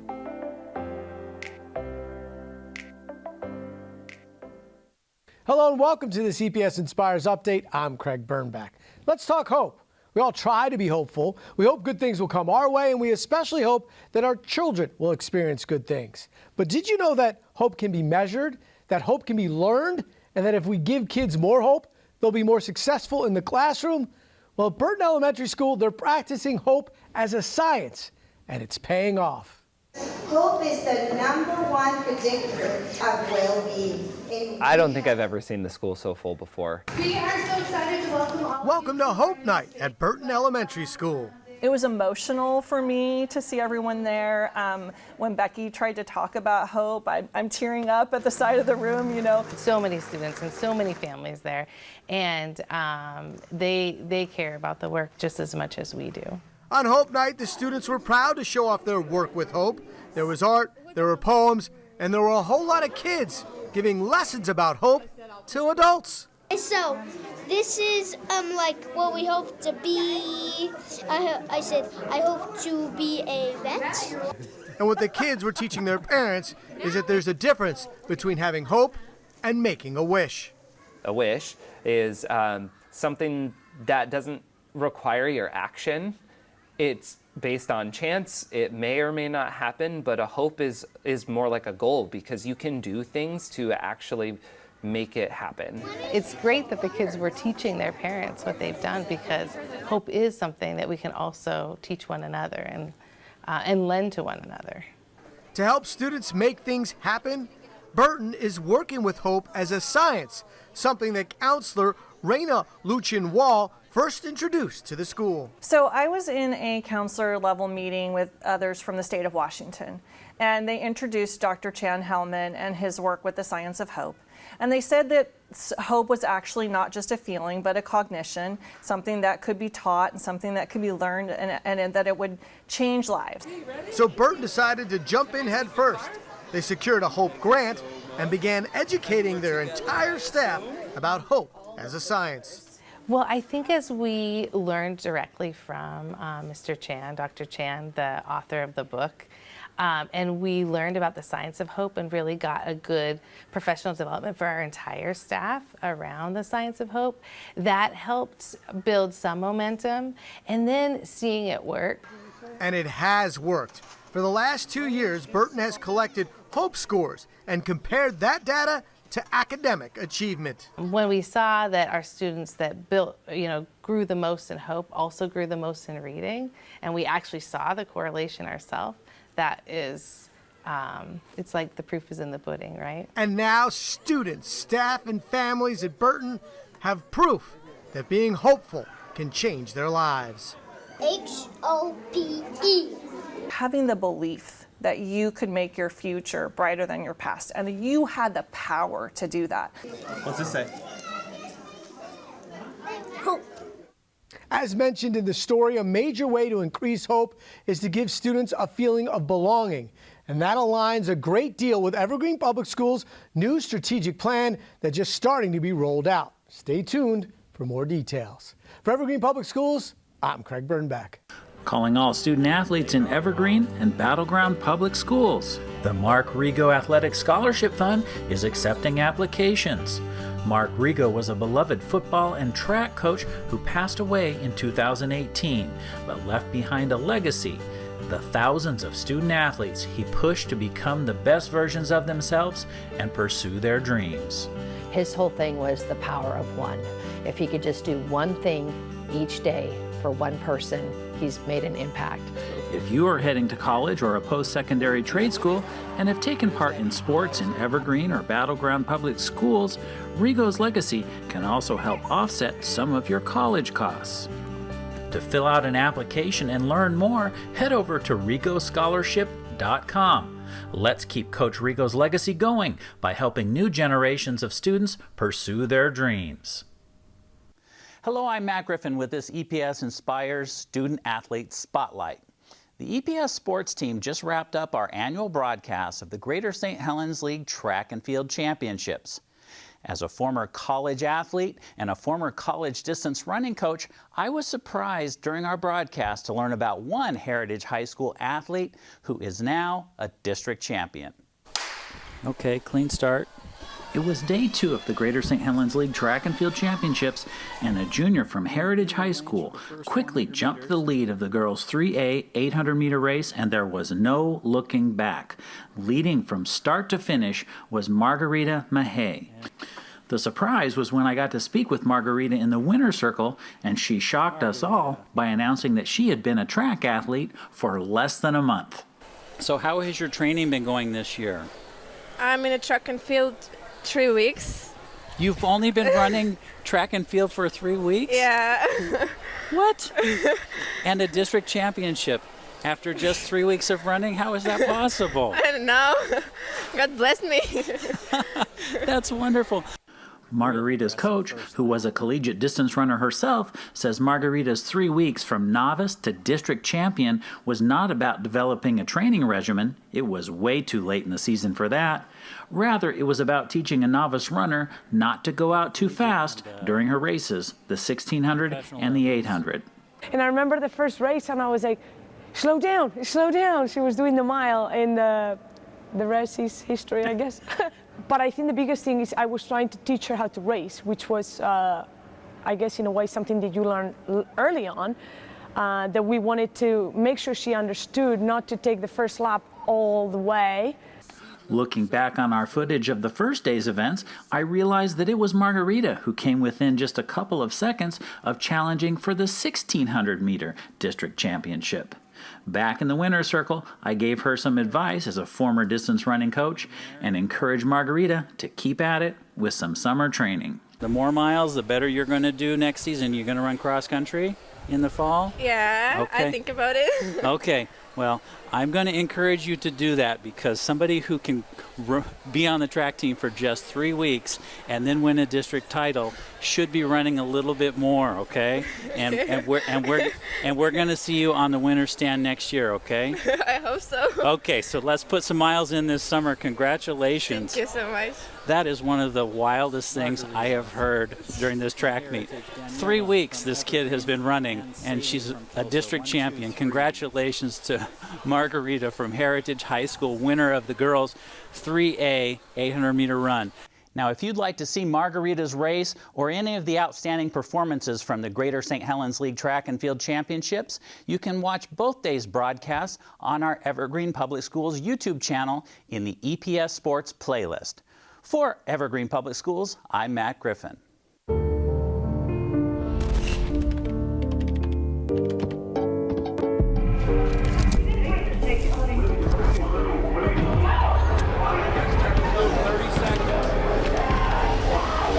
I'm an ex-drug dealer, and I'll be your sub today. Can you see anything different as a pill? No. You don't know? Fentanyl is being mixed into everything now. There's only one thing that will save somebody's life. That is naloxone nasal spray. Fentanyl, it's cheap, it's potent, and it's profitable. Why would drug dealers put a lethal dose of fentanyl in drugs if they know it's so harmful? Really just all about the money. I just didn't realize that one pill could change your whole life. More kids should know.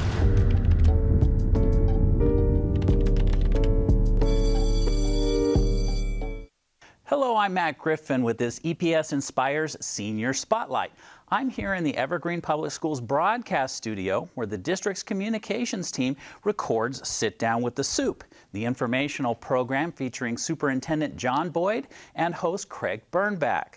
Now, when Craig and I learned there was an autistic student from Union High School who was a big fan of the show, I thought, what better way to celebrate the senior than by inviting him here on set for a tour.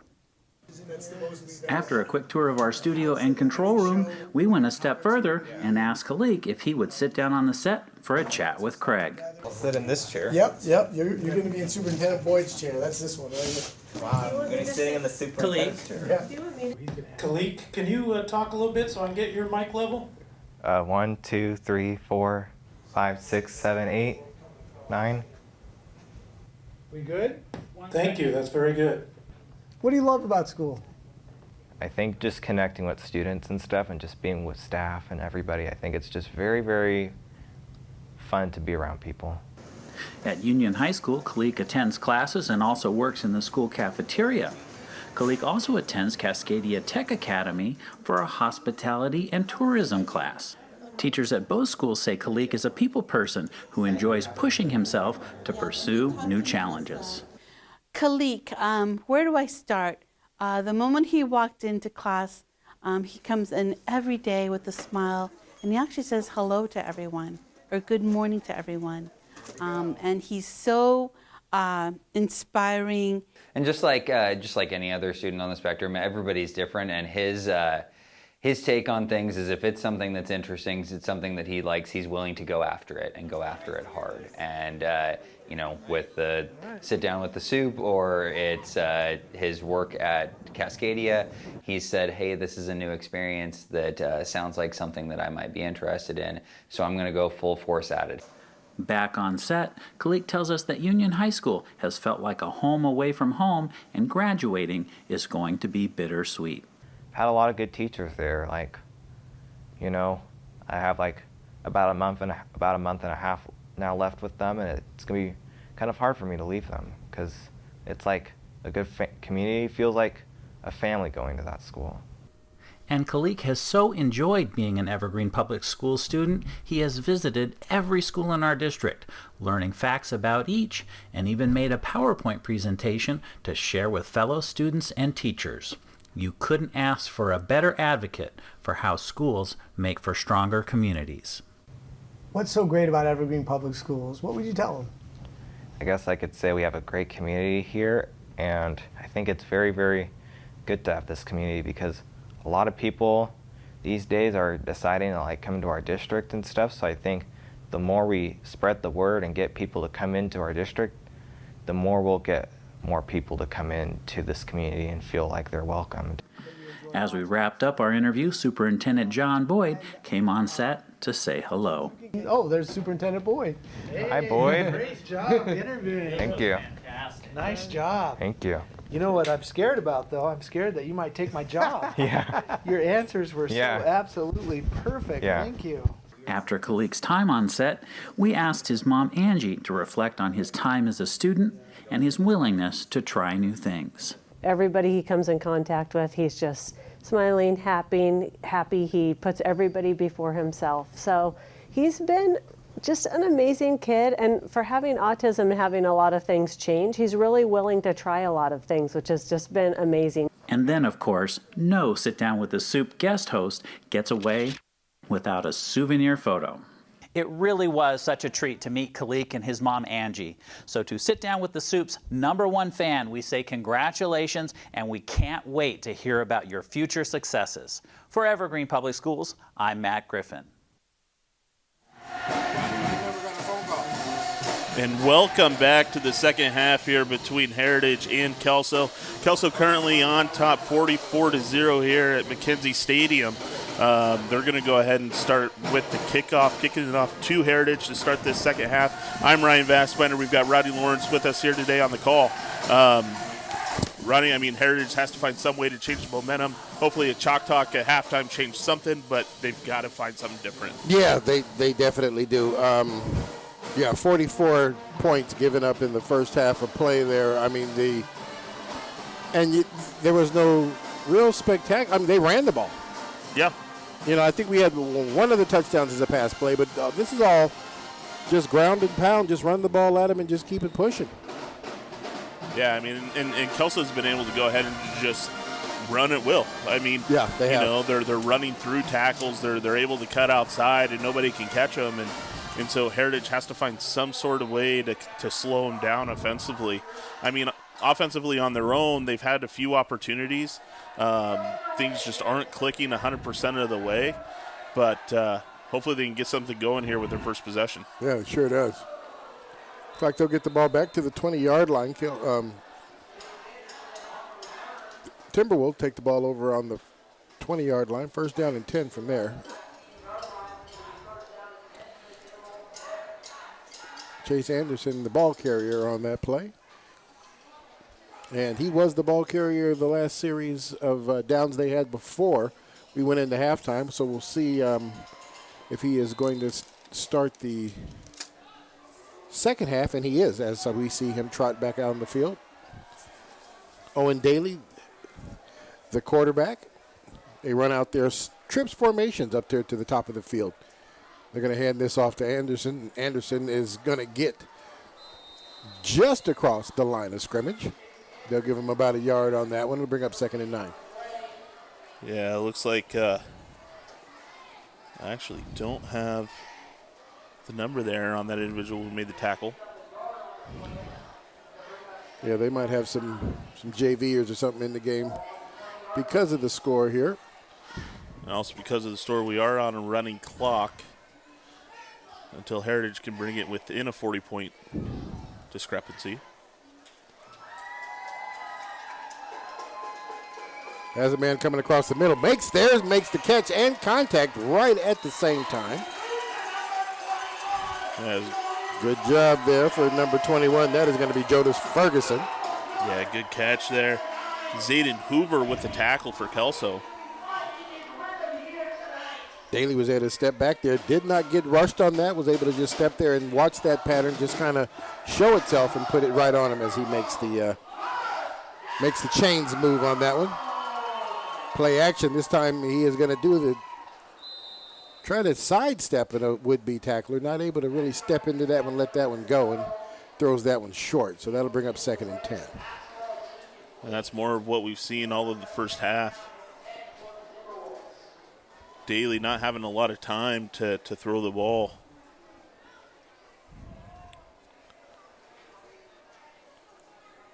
All right, this time the formation here, we've got twin receivers on either side. Chase lined up on the right side.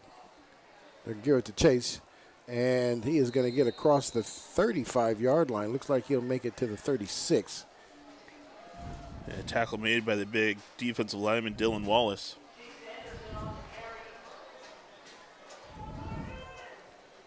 Wallace, 6'3", 235 as a junior. Nice size lineman. Nice size lineman.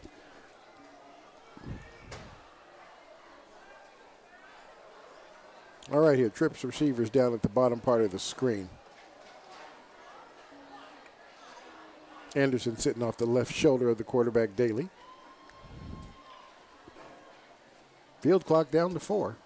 Takes the snap, drops back, looks for his man coming. That ball is going to be picked off right at the 45-yard line. Intended receiver on that play was Jackson Sharp, not able to pull that one in. Yeah, Zayden Hoover is able to just go ahead and step in front there and pick that ball off.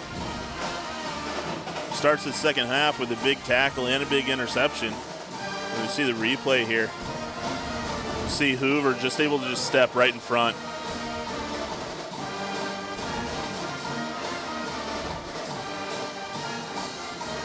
So Heritage starts it off looking pretty good and then turns the ball over right away here in the third quarter. Clock running at 8:30. Hands that ball off to, this time quarterback keeper fakes the ball to Bostic. Caden McNabb able to go ahead and bring him down. Anders Dow, actually they brought in a new quarterback for us here, number 17, also a sophomore.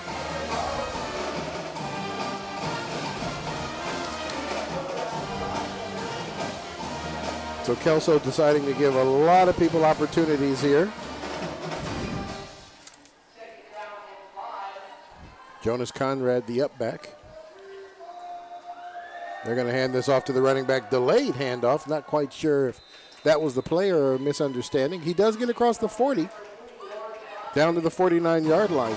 And that is Lawrence Bostic, number 3. Yeah, Jackson Sharp, number 20 out there to go ahead and get the tackle. He will wrap him up.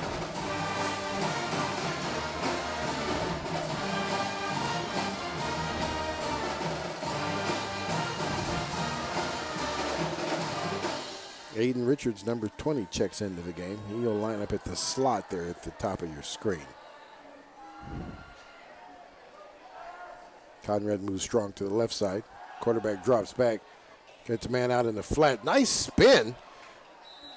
We have got two defenders down as the two defenders run into each other as the receiver spins right through them. Yeah, it was a great spin move there. It caused Hunter Renteria and Jackson Sharp just kind of hit into each other. It's looking like Renteria got the worst of that. Yeah, it sure did. I kind of thought I heard it up here. Yeah, it was. It was a pop. Great catch there by number 85. 5 was Triton Hagel Dan.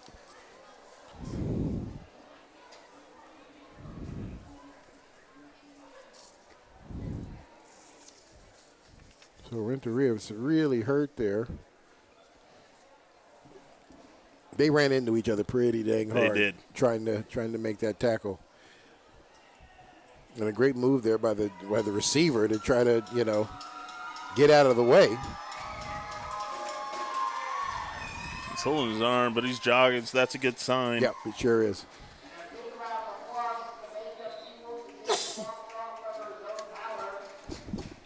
Hopefully Renteria is all right. Yeah. One of the few seniors on the team. Yeah, it sure is. Heritage that's already the lost second one senior tonight. Yeah, second senior hurt tonight. So the team just got younger.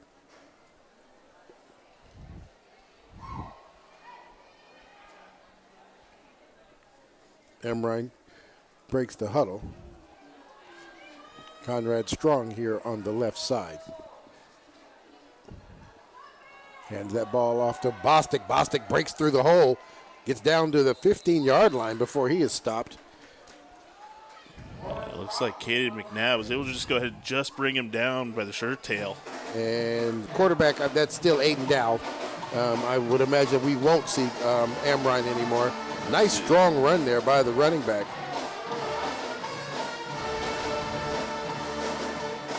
Lawrence Bostic, one of their elder statesmen. He is a senior, 5'9", 165. He looks actually bigger than that and definitely runs harder than that.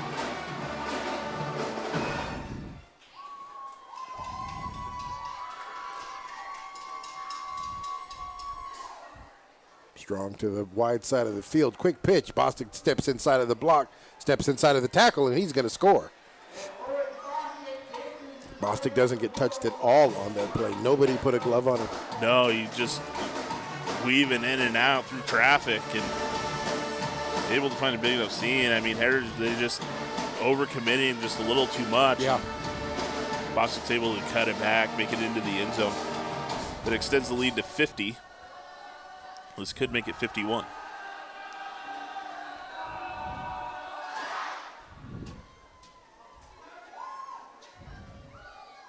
Tate Mead here. And he is perfect for the night as that score goes 51. Heritage still 0. And we did there was a flag that was thrown on the play. It was late. Let's see what here with the white hat's going to call that. Looks like that is going to be against Heritage. Kick will be good.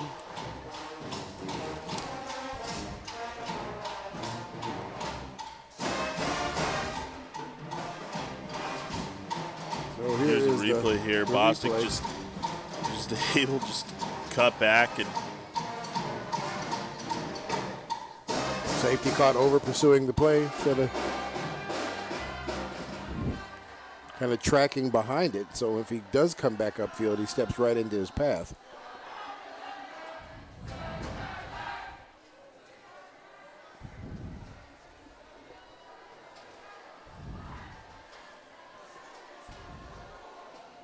So the official will take the ball, and they'll march off the penalty yards here. Personal foul, so that will have them kicking inside T-Wolf territory from the 45-yard line.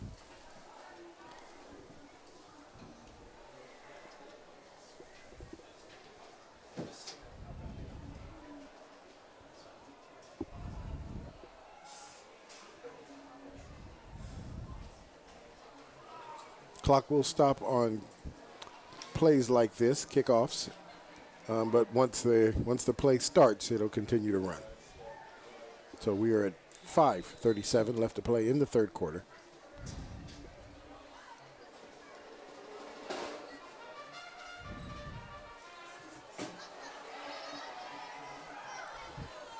And that almost got away from him. Tried to get underneath it. Things just seem going from bad to worse for, they sure for are. the Timberwolves.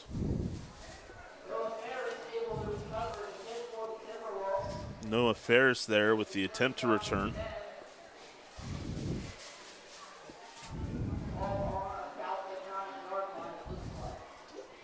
Ferris also a sophomore.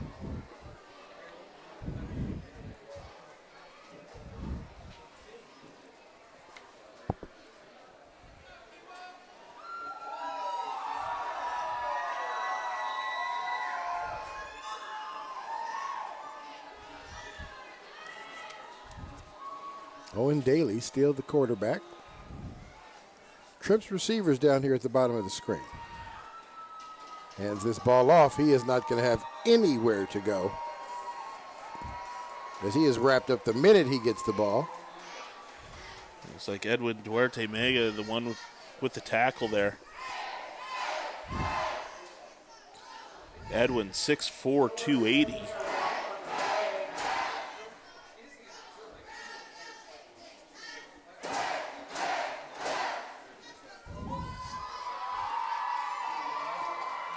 Isaiah James, a running back on that play, also a sophomore. One of the few mistakes the Kelso defense has made today, and they were a hard count, was able to pull them across.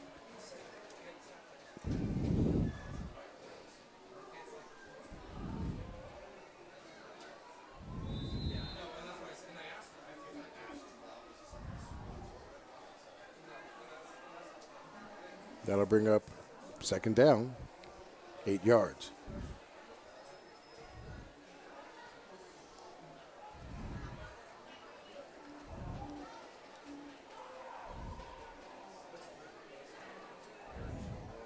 It's like they almost got him again. Yeah, they did.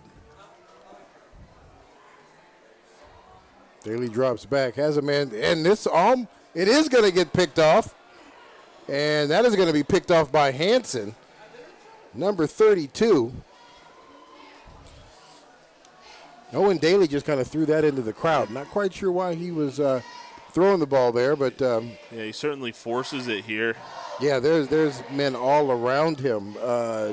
Ferguson is there, but so are 3 other Kelso defenders. So with that turnover, that's being Heritage's 3rd turnover of the night. Tremendous field position here for the Highlanders as they get the ball 1st and goal from the 9-yard line.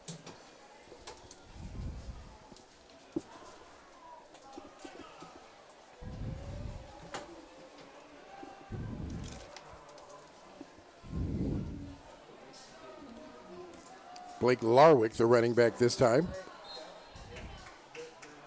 Looks like Larwick will get back to the line of scrimmage there and bring up 2nd down. Yeah, Jackson Sharp was the one that was able to go ahead and bring him down, minimize any type of gain. I take that back. That is not Blake Larwick. That is Leo Drummall, number 31.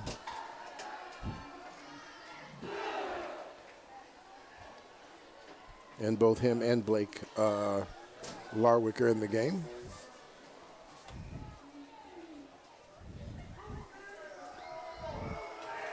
I'll hand it to Larwick once again. Looks like Larwick is going to lose a yard on this one and get back to the 10-yard line. So it'll be 3rd down and goal from the 10.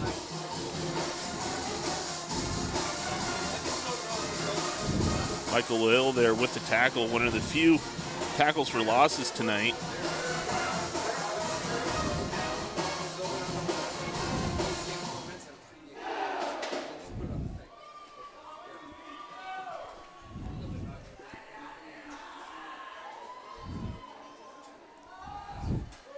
Looks like we might get 2 more plays out of this quarter. Another run play for Larwick as he gets rodeoed down after he gets down across the 10-yard line. Another tackle for the linebacker, Caden McNabb. There's a replay here. Larwick just not able to break through.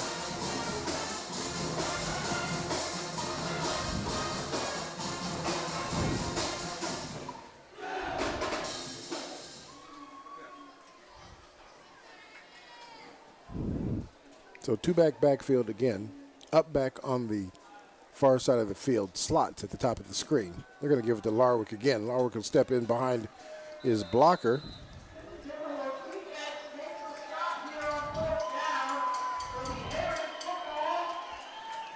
Big stop there. That's a turnover on downs. 11 seconds to play here in the 3rd quarter. Yeah, it sure is. This will be the end. They won't get another playoff here. So Heritage will take the ball over at the top of the 4th quarter here. Kelso on top, 51-0.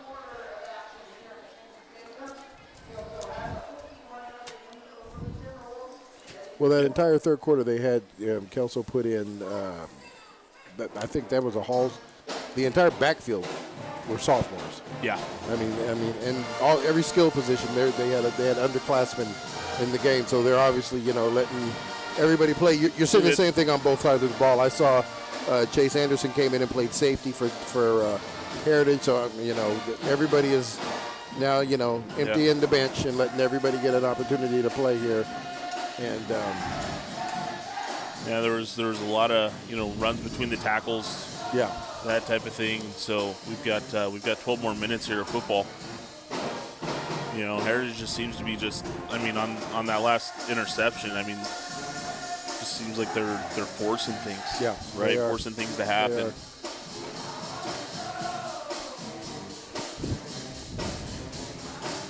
Well, Kelso comes down here and able to get a win under their belt. Going to push their record to 2-4.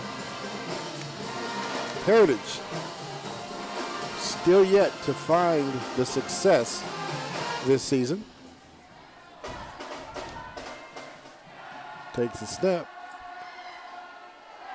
Bailey airs it out, looking for a receiver, almost able to put it on him.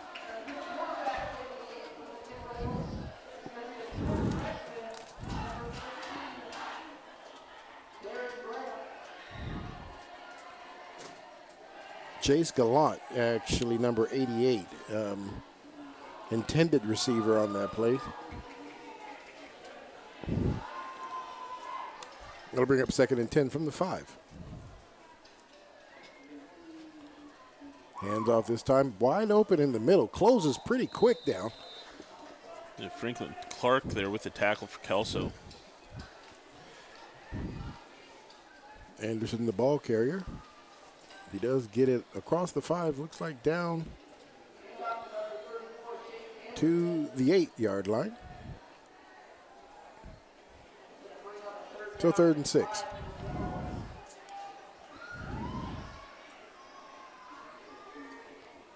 Drops back, looking for, has a man in the middle, has a man, breaks to the outside. The catch is made.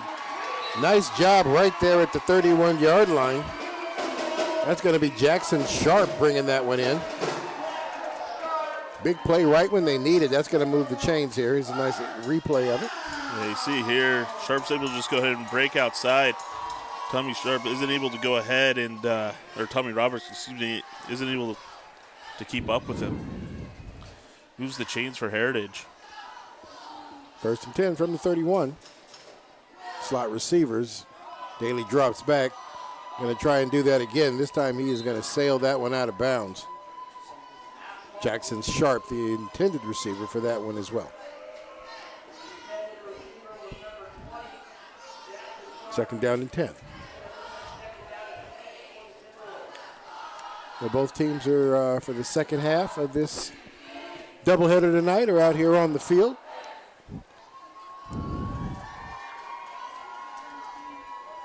All right, trips to the far side. Going to bring a man in motion. Going to hand that ball off right up the middle.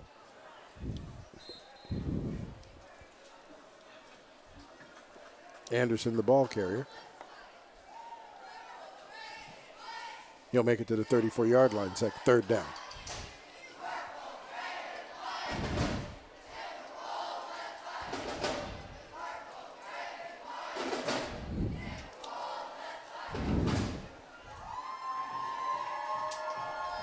New quarterback in the game, that's going to be freshman Barron Graham, number 13.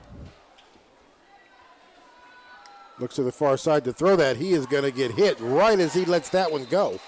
But the catch is going to be made. Great job there. Concentration there, and that's going to be Jonas Ferguson there to make the catch. Good defensive play there by Triton Hagdal-Dan. Great timing with his contact.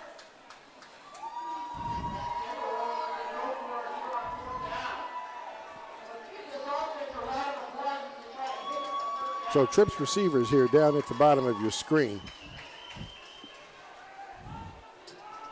Graham and Anderson in the backfield.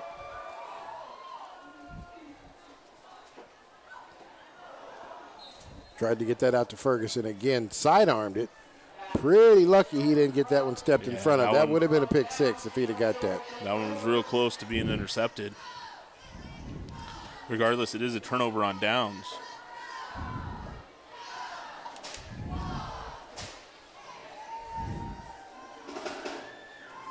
That'll be 1st down and 10, going the other direction. Kelso's ball.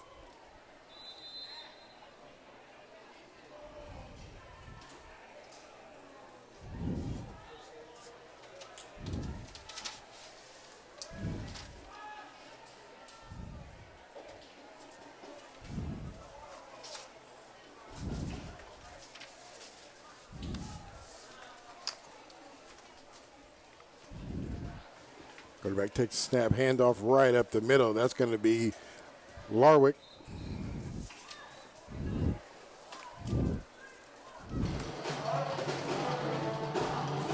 He's going to get that to the 31-yard line.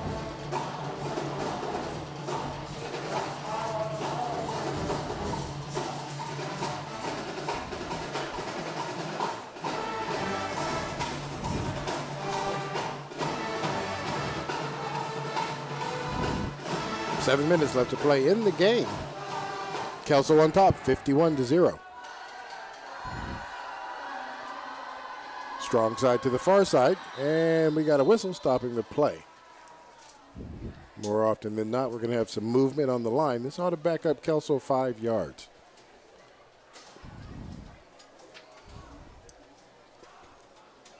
Second down.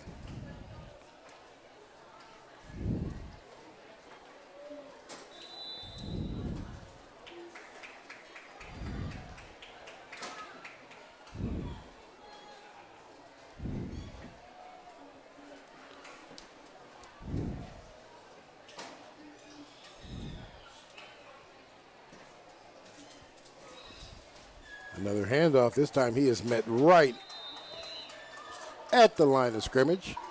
Good run there by the running back as he falls forward and gets a couple of yards out of it.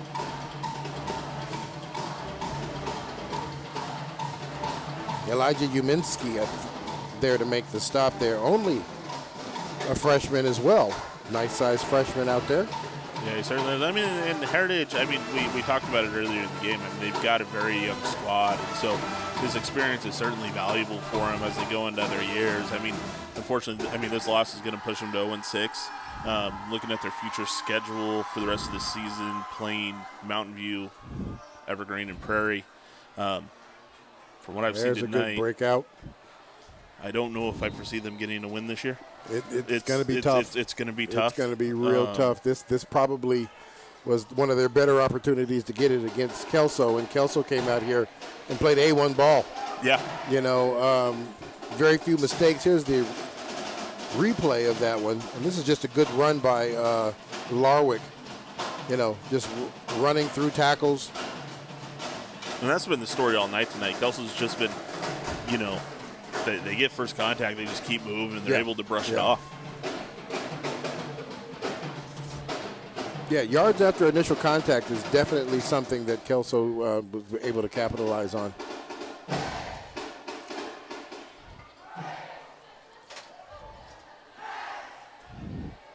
Devin Porter now in the game as well, playing the fullback position. Actually, that was Devin Porter there who carried the ball on Pointer. I'm sorry, Devin Pointer carried the ball there. Caden McNabb with the tackle.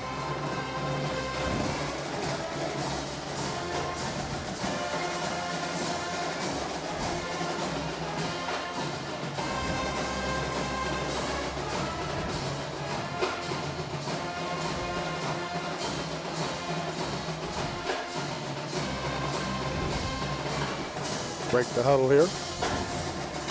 Pointer moves over to the far side, creates strong side to the far side. They're going to give it to the second back, which is Larwick. Larwick will get taken down inside the 5-yard line. Looks like they'll spot it on the 4.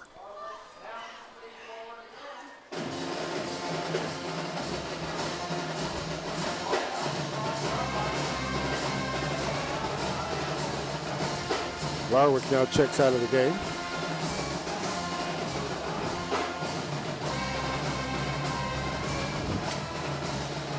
Thomas Jones, Aiden Richmond, both now in the game, along with Pointer. Looks like Richmond's going to come out.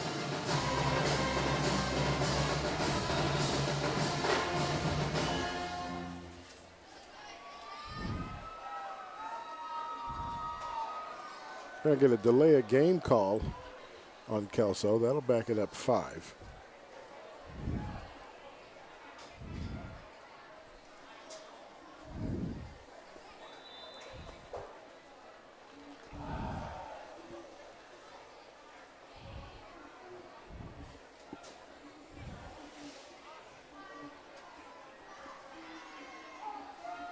So Thomas Jones, the running back. Pointer, the up back. Going to give this to Jones. Jones is going to get wrapped up almost immediately. He'll get across the 10 down to the 9. Another good stop there by Katie McNabb. McNabb, certainly not the biggest guy out there on the field, but he's had some good stops tonight. Yeah.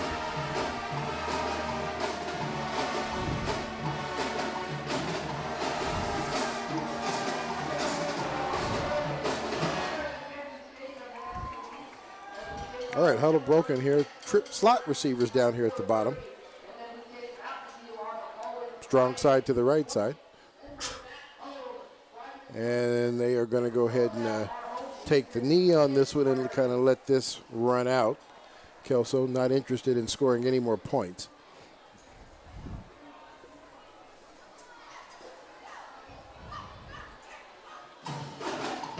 Well, Kelso able to come down here and play almost mistake-free football against the Timberwolves here.